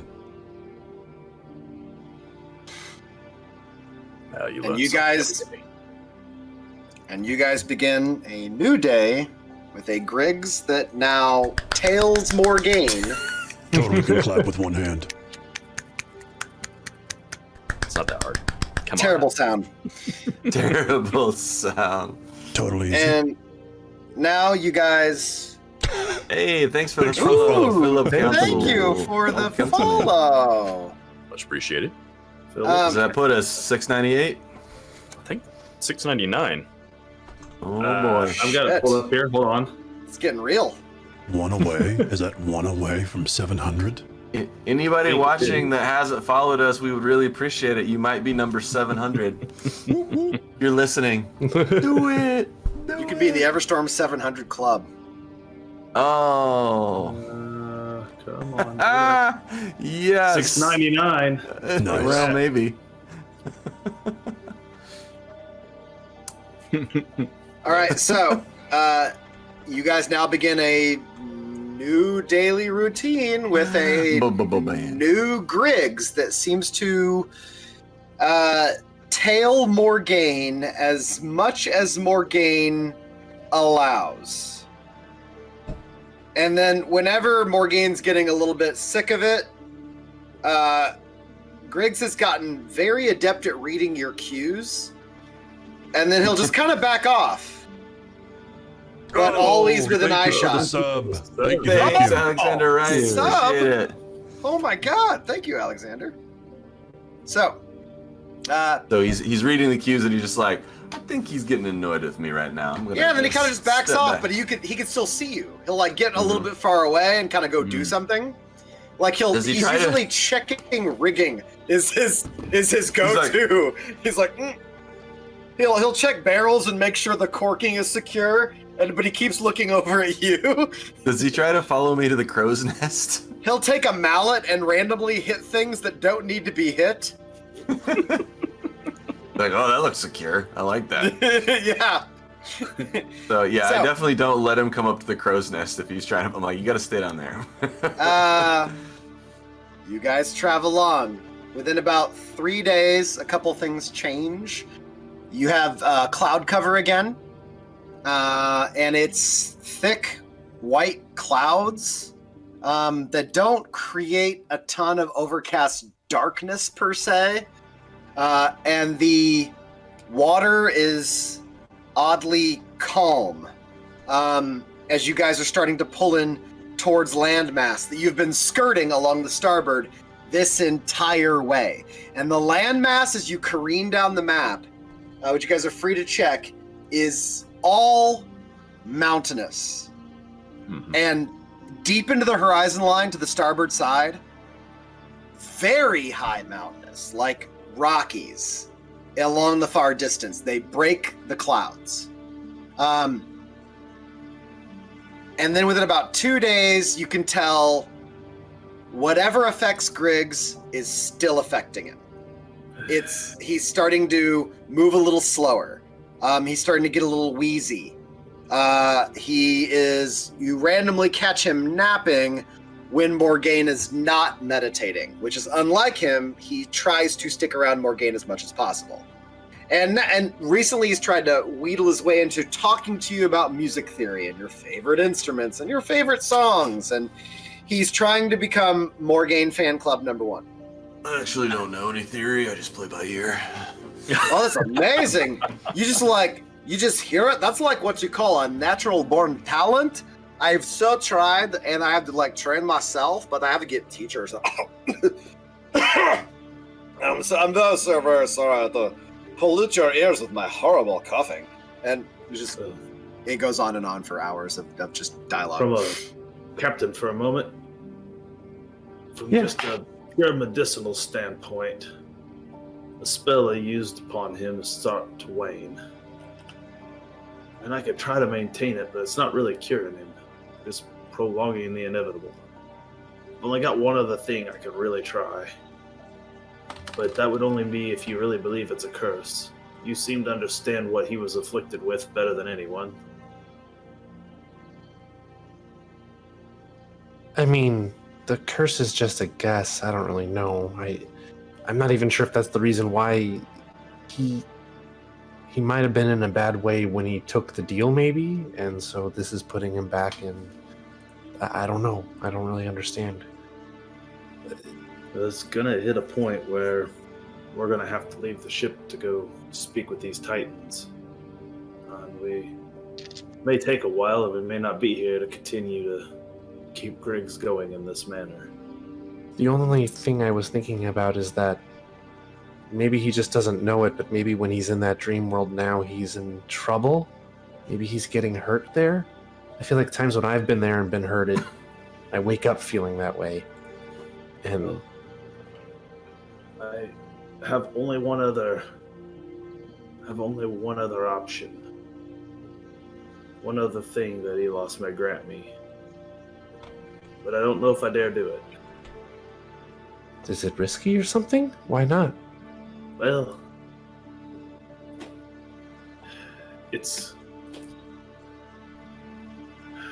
how do I say it?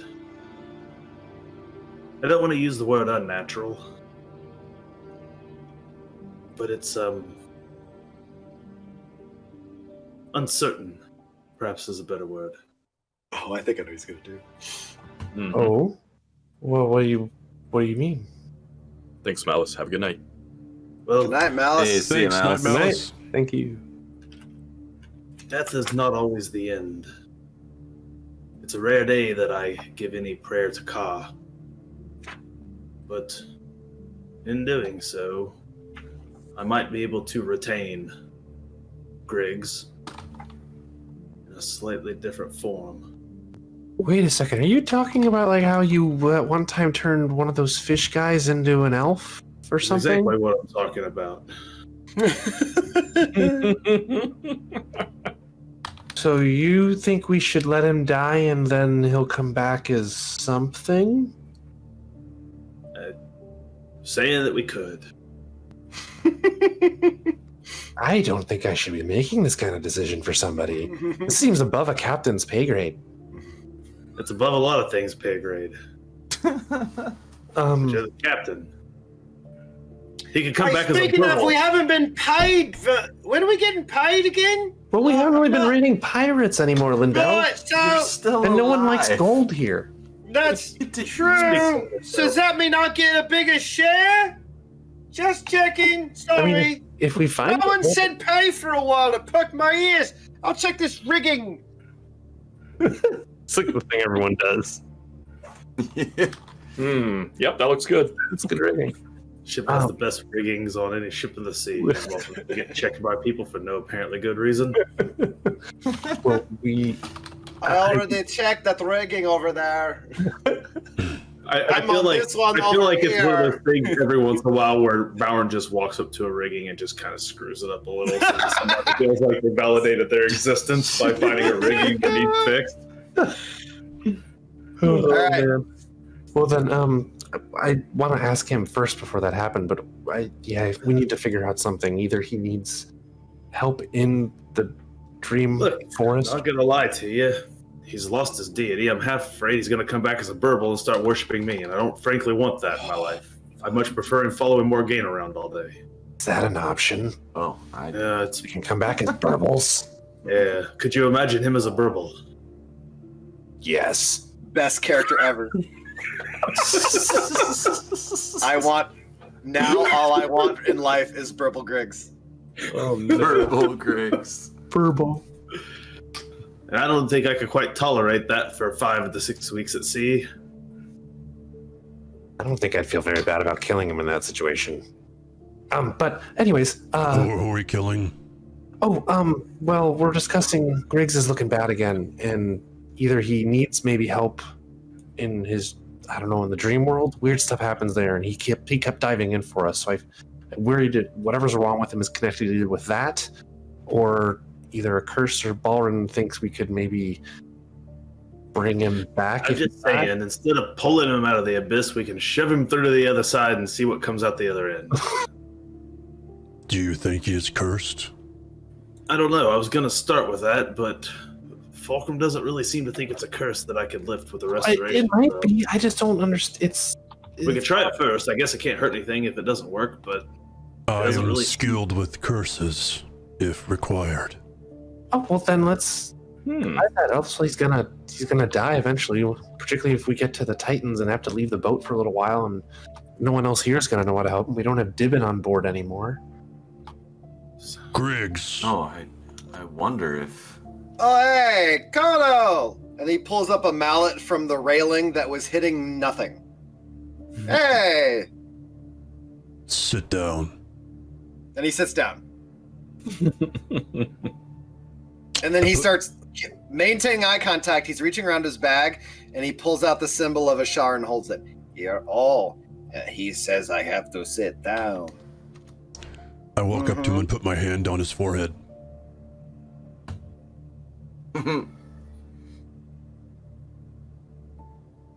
Ashara, if this soul is cursed,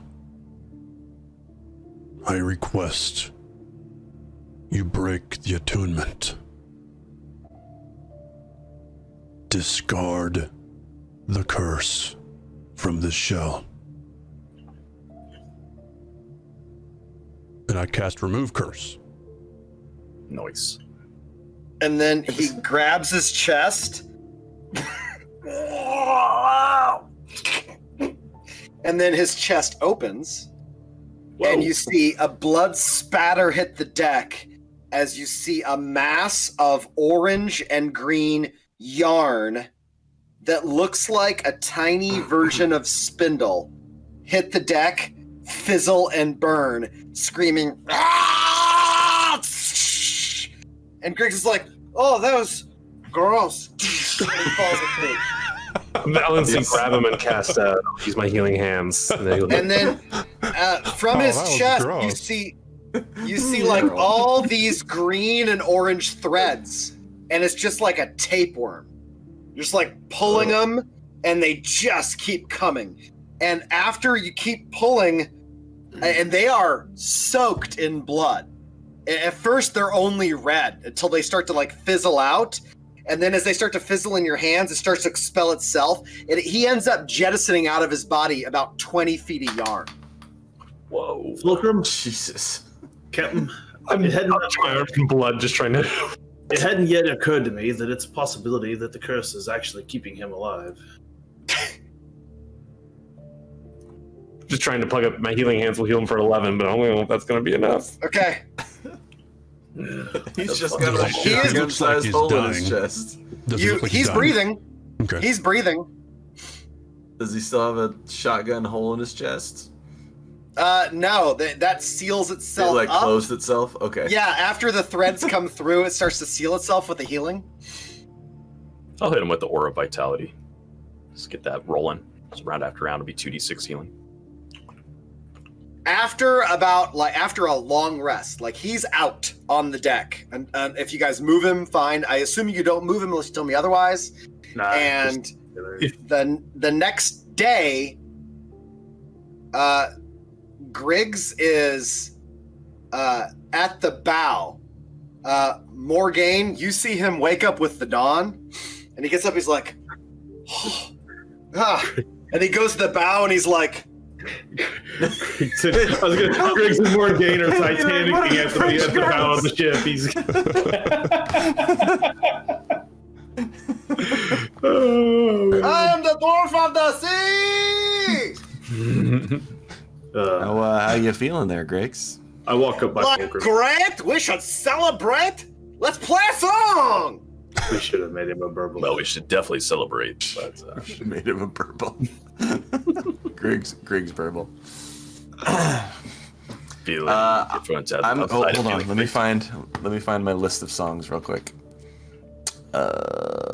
It's in here. I know it's in here. Can't remember. Oh, there we go. Here we go. I'm gonna start playing All That Glitters, which we have denoted as a dwarven song. Yes!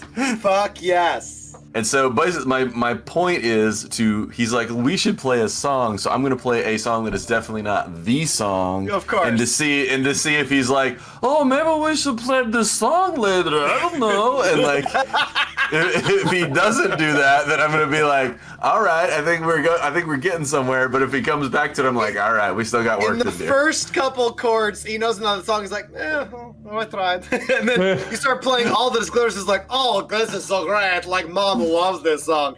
And he starts singing in with you. And Griggs is chipper. He's upbeat. He seems great. And you actually see he's got regular fuzz growing in on half the mustache and half the beard. Like super fast growing in. And he's got like, overnight, he now has like a 5 o'clock shadow. Wait a minute. I look over at Fulcrum. Mm-hmm. Do you have all those similar threads running into you? Yeah, they make Stitch. Do you want me to remove your curse as well? Is one of those little things? Is one of those little things living inside your chest? I mean, I think I'm enough devil already, right? I'm just curious. Well, I don't need any you got some of those same colors on your arm. Oh, I don't have the same colors. I have my own colors. Thank you. Everybody hold him down. We're going to remove cursing. We're going to do an exorcism here. They'll sit around eating cereal, and all of a sudden he starts acting funny. Yeah. The new name of the spell is remove class. Let's do it. How did Substance Use describe it in the clip? Like two slugs making love. Like, holding them together. Just want to come apart. You guys have a morning of celebration with Griggs, as though you're having this strange new hope that maybe if this happens for Griggs, maybe there's a different light at the end of the tunnel for Fulcrum. Who knows? And the ship turns. According to Sid's navigation, having discussed with Lindell and having discussed with Burl, based on what he's aware of the location of this island. Now, Sid, you haven't physically been to this island.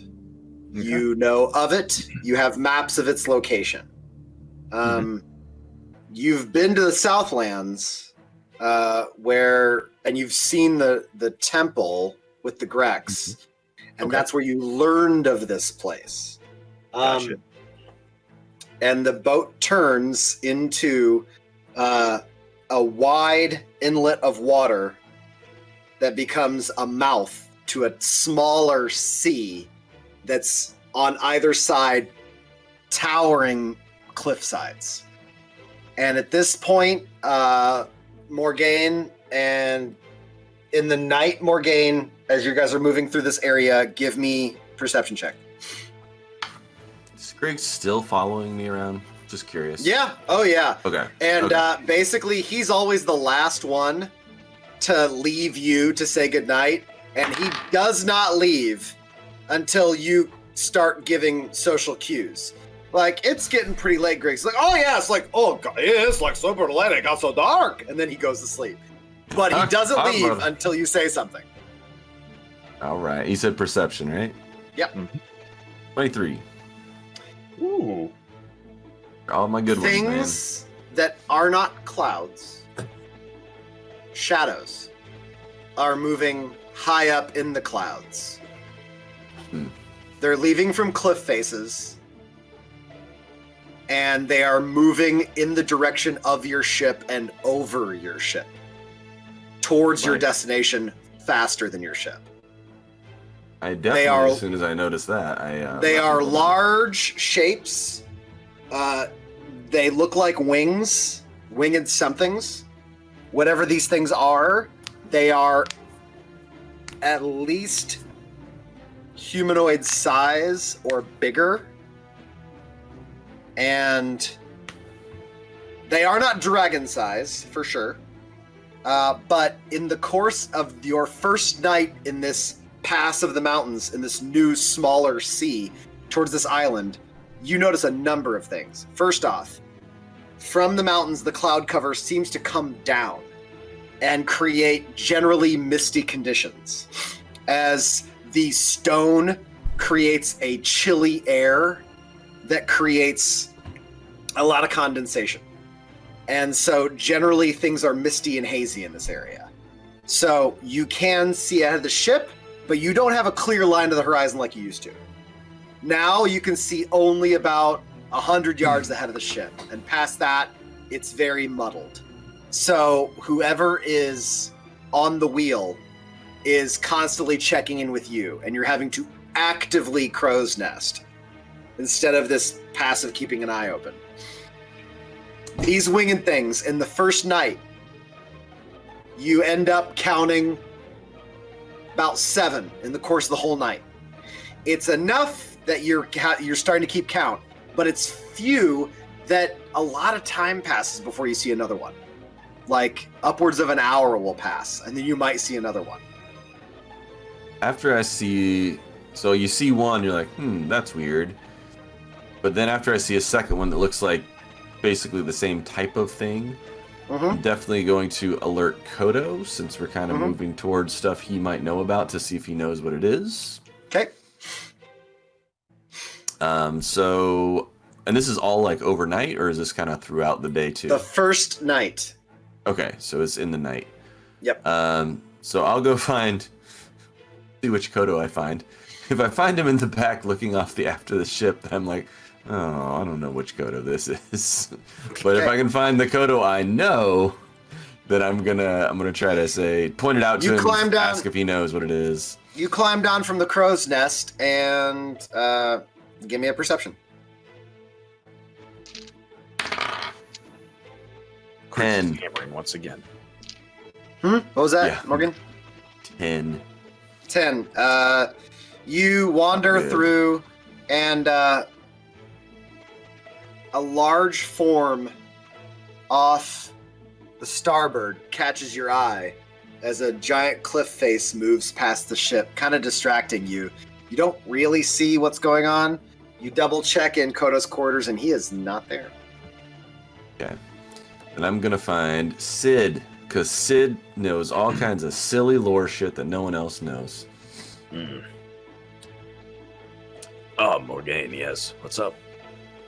Sorry to wake you up, but as I've been looking out tonight, seeing some shadows of some strange creatures that I don't recognize, and they seem to be trying.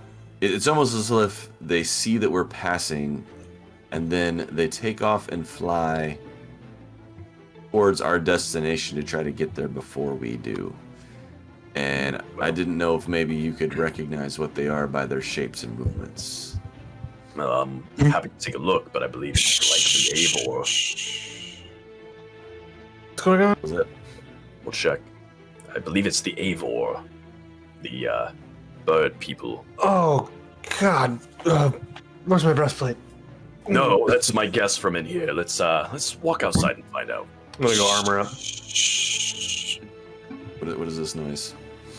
I assume Byron's out there just looking around. Balrin, you're out there looking around, not having a conversation. Give me a perception check, Balrin. Yeah, let's see. That's exactly the wheelhouse he kind of lives in. That's it his is. It brand. really is. He's like a Pokemon. He's great. You gotta catch all the fulcrums. I'll do. I don't know how many. Who knows? That's true. Balrin, man overboard. Oh, Man overboard. Who is it? You see a body floating in the water. Do I recognize it? Nope. Does it look alive? Damn dead burble. No. Looks dead. It's the grit literally hit it, and it sort of bounced off to the side. All right, I guess I'll fish it out. I guess I'll go figure out this mystery. Oh, hey, it's my brother. It's another Kodo. There's You like drag 20 of the them body now. on board, and what you guys see Fulcrum bring aboard is Balrin. Balrin. Sorry, Balrin. Stumbles I out do of that all the time. Yeah. I confuse specifically those two all the time. I'm Yeah. sorry, guys. Sorry. What you specifically see Balrin bring aboard is a half charred to the bone dead slag.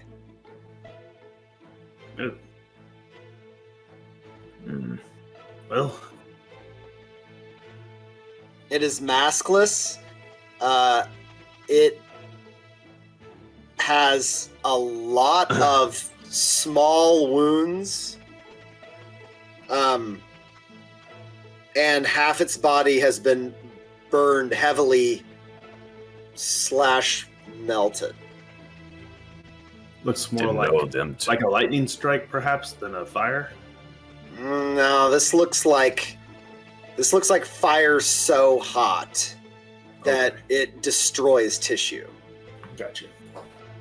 That's a natural slag of fire. What is this even doing over here? Well, I mean, this may be a semi-religious place for them. They do worship the Roar King, who is volcanic in nature. Actually, which one do we go to? We go to magma, Magma. or to the Roar Yes, King? that's Okay. we're going to magma. But I guess all things have their limits. Yeah, well. That's permission to throw it back overboard, sir. Suppose so. Yeah, if it's. Watch out if we Look at went his down. gear first. What? Maybe take a look at his gear, see if we can figure out what he was doing out here. Alright, does he got any gear on him? Give me an investigation. All right, you should do it.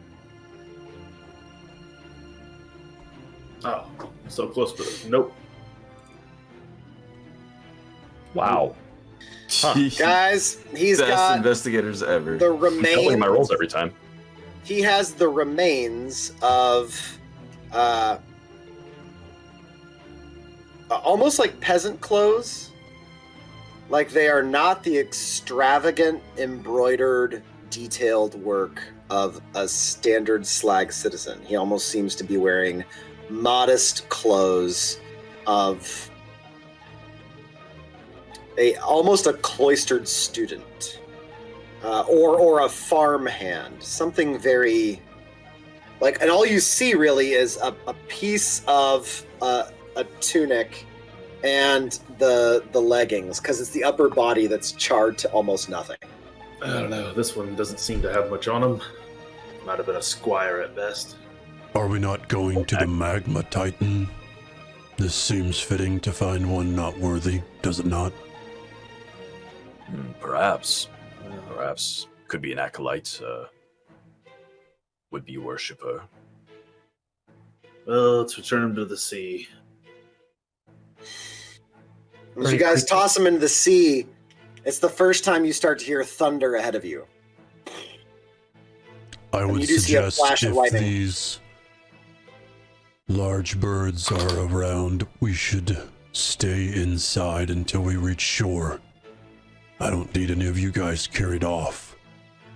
But if we don't have Morgane up there in the crow's nest, how are we going to be able to see where we're sailing? He can strap himself in, maybe. I'll find a way. I don't think they'll carry Burl. I don't have to worry about his fat ass. That's true.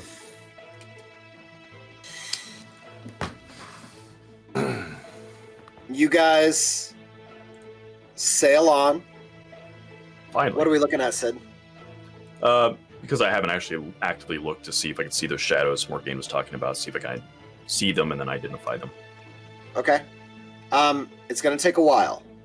You don't see any right this second, so you just sort of set up a watch. And the boat sails on through the night. You're starting to get pretty tired, Sid, and then right around 3 a.m., you see two. And they are Avor shapes, for sure.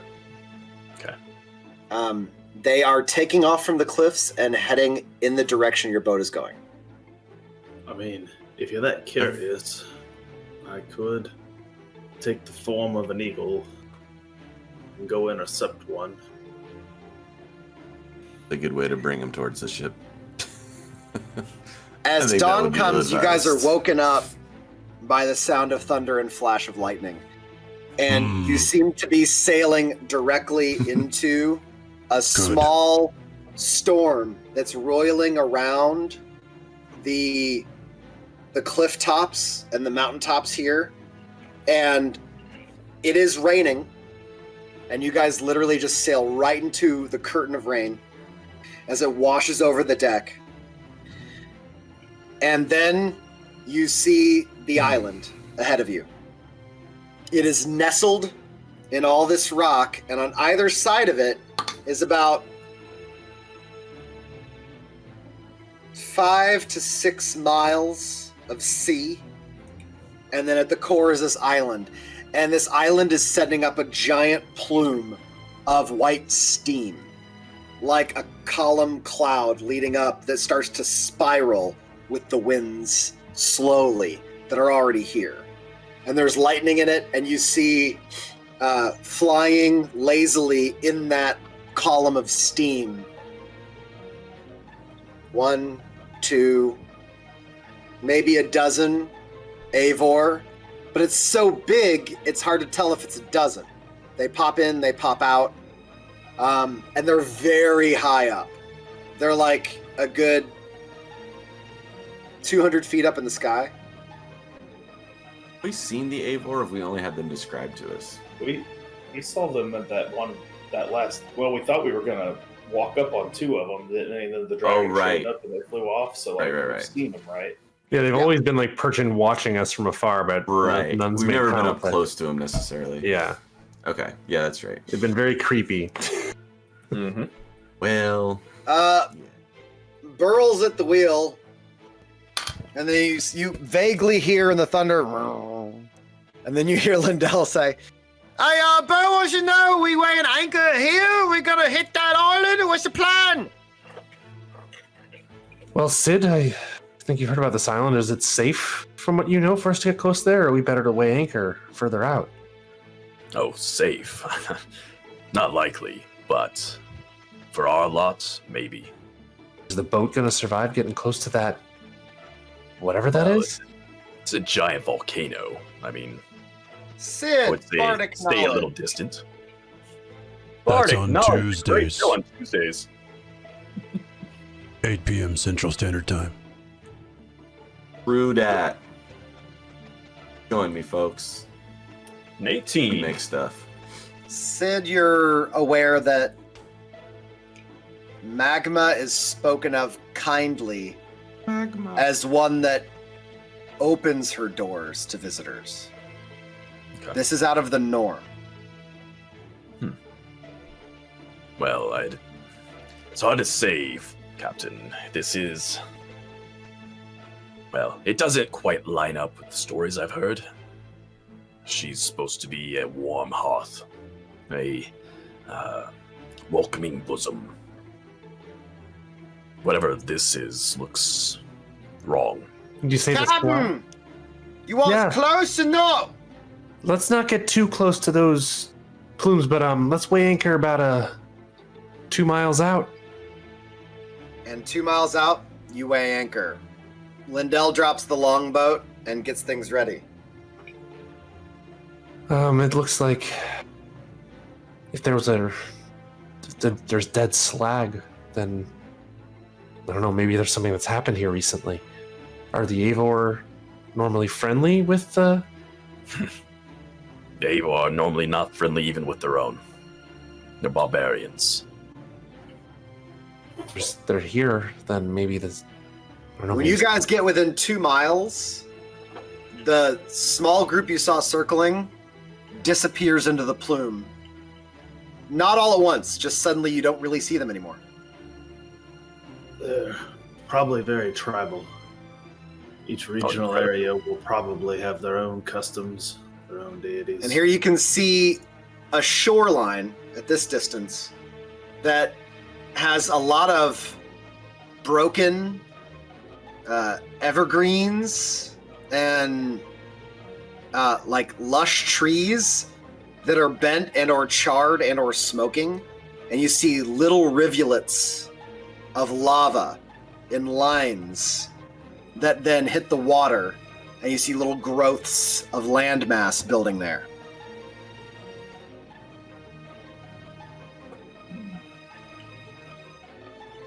Well, maybe that's an invitation. I don't know. Well, Only we one don't way have to much find out. choice. Let's just go. I agree. Let's find out if something's happening. Maybe we can ingratiate ourselves. As the Agreed. spirit. Onward. You guys Jump hop in the aboard. boat, and as you start to row, Just as we leave, I want to warn everyone there to try and stay inside as much as possible and watch out for anything in the clouds, any of the bird people. right. So everybody goes below decks except Tolik. You see, Tolik goes out there He's and he hunting starts them. loading up all the ballistas, and he kind of points them up and then ties them down, and you see he's rigging all the triggers with cut ropes. Nice. And then you see him Hey, thanks for get in the bits. middle, and he gets in the middle of the deck and he starts spiking javelins around him. He's like, Ready. Ship's in good hands. you guys row in, and the water here is placid despite this weird storm that's somewhat localized. And as you guys row, you start to see lumps in the water. And when you get within about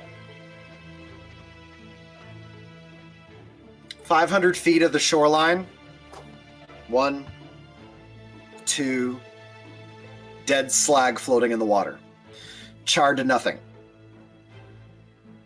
And then maskless. You pull up on the shore. A mix of black sand and normal shell beach and sand. As you guys set foot, you can see spiked up, impaled 2 slag about a mile into the shoreline, and they have had talon marks scored across their form, and they are posted above a little rivulet of lava that is slowly charring them from underneath. And underneath them, you see a small pile of bodies. That explains it. This is awful. It is. But powerful things happen in terrible places. Keep moving. There's got to be some kind of answers here.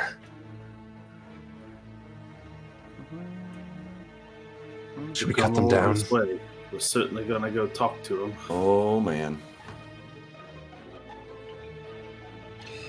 You guys are on the far right.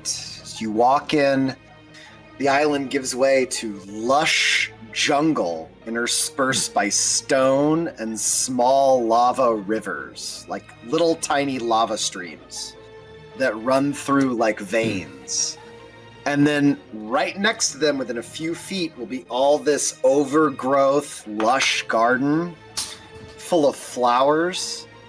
And it'd be oddly beautiful if it weren't for the fact that every lava stream you see has some sort of body half plunged into it. And as you guys come upon an area, you see staggering away a single slag is like running, holding a bleeding arm. I'm gonna immediately start running to try and catch up to this slag where they are on the map. But It runs from you, and as it's checking over its shoulder, panicked, it suddenly notices what you are and turns and runs towards you. Kids, come on. Quick. It's okay. I'm checking the skies. Yes. Arrow He rushed over there. Please. My duplicate. Toss it up. As they're coming in, I pull out the slag mask and put the ambassador's mask on and use the speech language to be able to talk. It's like, we're here to help. Please just tell us what's happening. You have a face. I do. It was gifted to me. They have taken her. They have killed all of us. I don't know how many are survived, but I have run. They have taken Magma. They hold her. She is prisoner in her own home. Who? The Eivor. A Skymouth. And that's where we end. A sky mouth? Sky mouth? Oh, fudge. That's all we For those of you need. in the chat who don't know, sky mouths are these gigantic godlike storms. Almost ate Fulcrum once.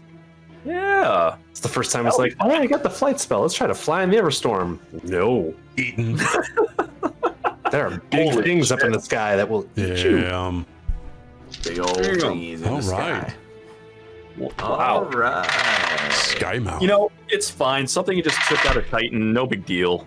No big deal. We're good. We can Let's handle go that. rescue a good. Titan. They'll owe us something then. I've got a rapier.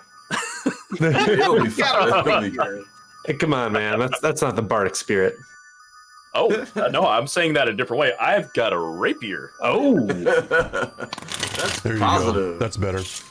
Somebody shuffle We ran a cards. little late tonight, but that's because we're kind of in a bit of a plot paradigm shift, so to speak, tonight. So I knew there'd be a lot of transition. Thanks for staying with us. Somebody kick off with plugs and what's nots. All right. Well, tomorrow at 10 p.m. on Monday, you find the wisdom check. And this week, we have Ed Beard Jr., who's going to be with us, who is an artist for Magic the Gathering. And so I'll be bowing out tomorrow night. Jeff will be running the show with Levi as they talk to Ed about all things Magic, which I own 0 cards. But I am 1-0 lifetime. Because I beat Ed Beard is, by the way.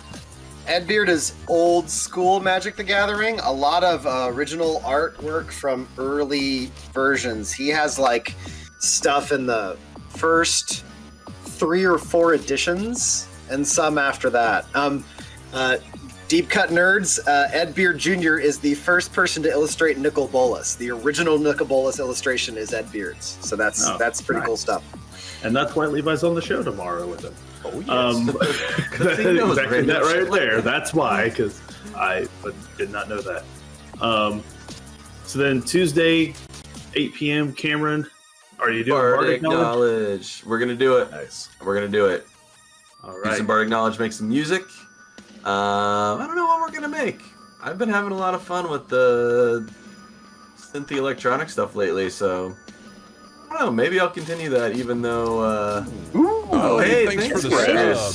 For Hey, subscribe. love We Gangres. very much Much appreciate it. love. Much Gangres is appreciated. awesome. Yeah, so I don't know. I mean, we were kind of doing that for Halloween stuff, but we still got zombies, so Hell we can still make more of it. So I need to work on that. I don't know. I feel like I need to work on a few more things for this game as well. So could be either or. Not sure. I always want Sid more needs a music. theme song. Whatever I'm feeling. What's that? Sid needs a theme song. Sid, that's true. That's true. Yep. Sid does need a battle song. That's all it is. Just sus.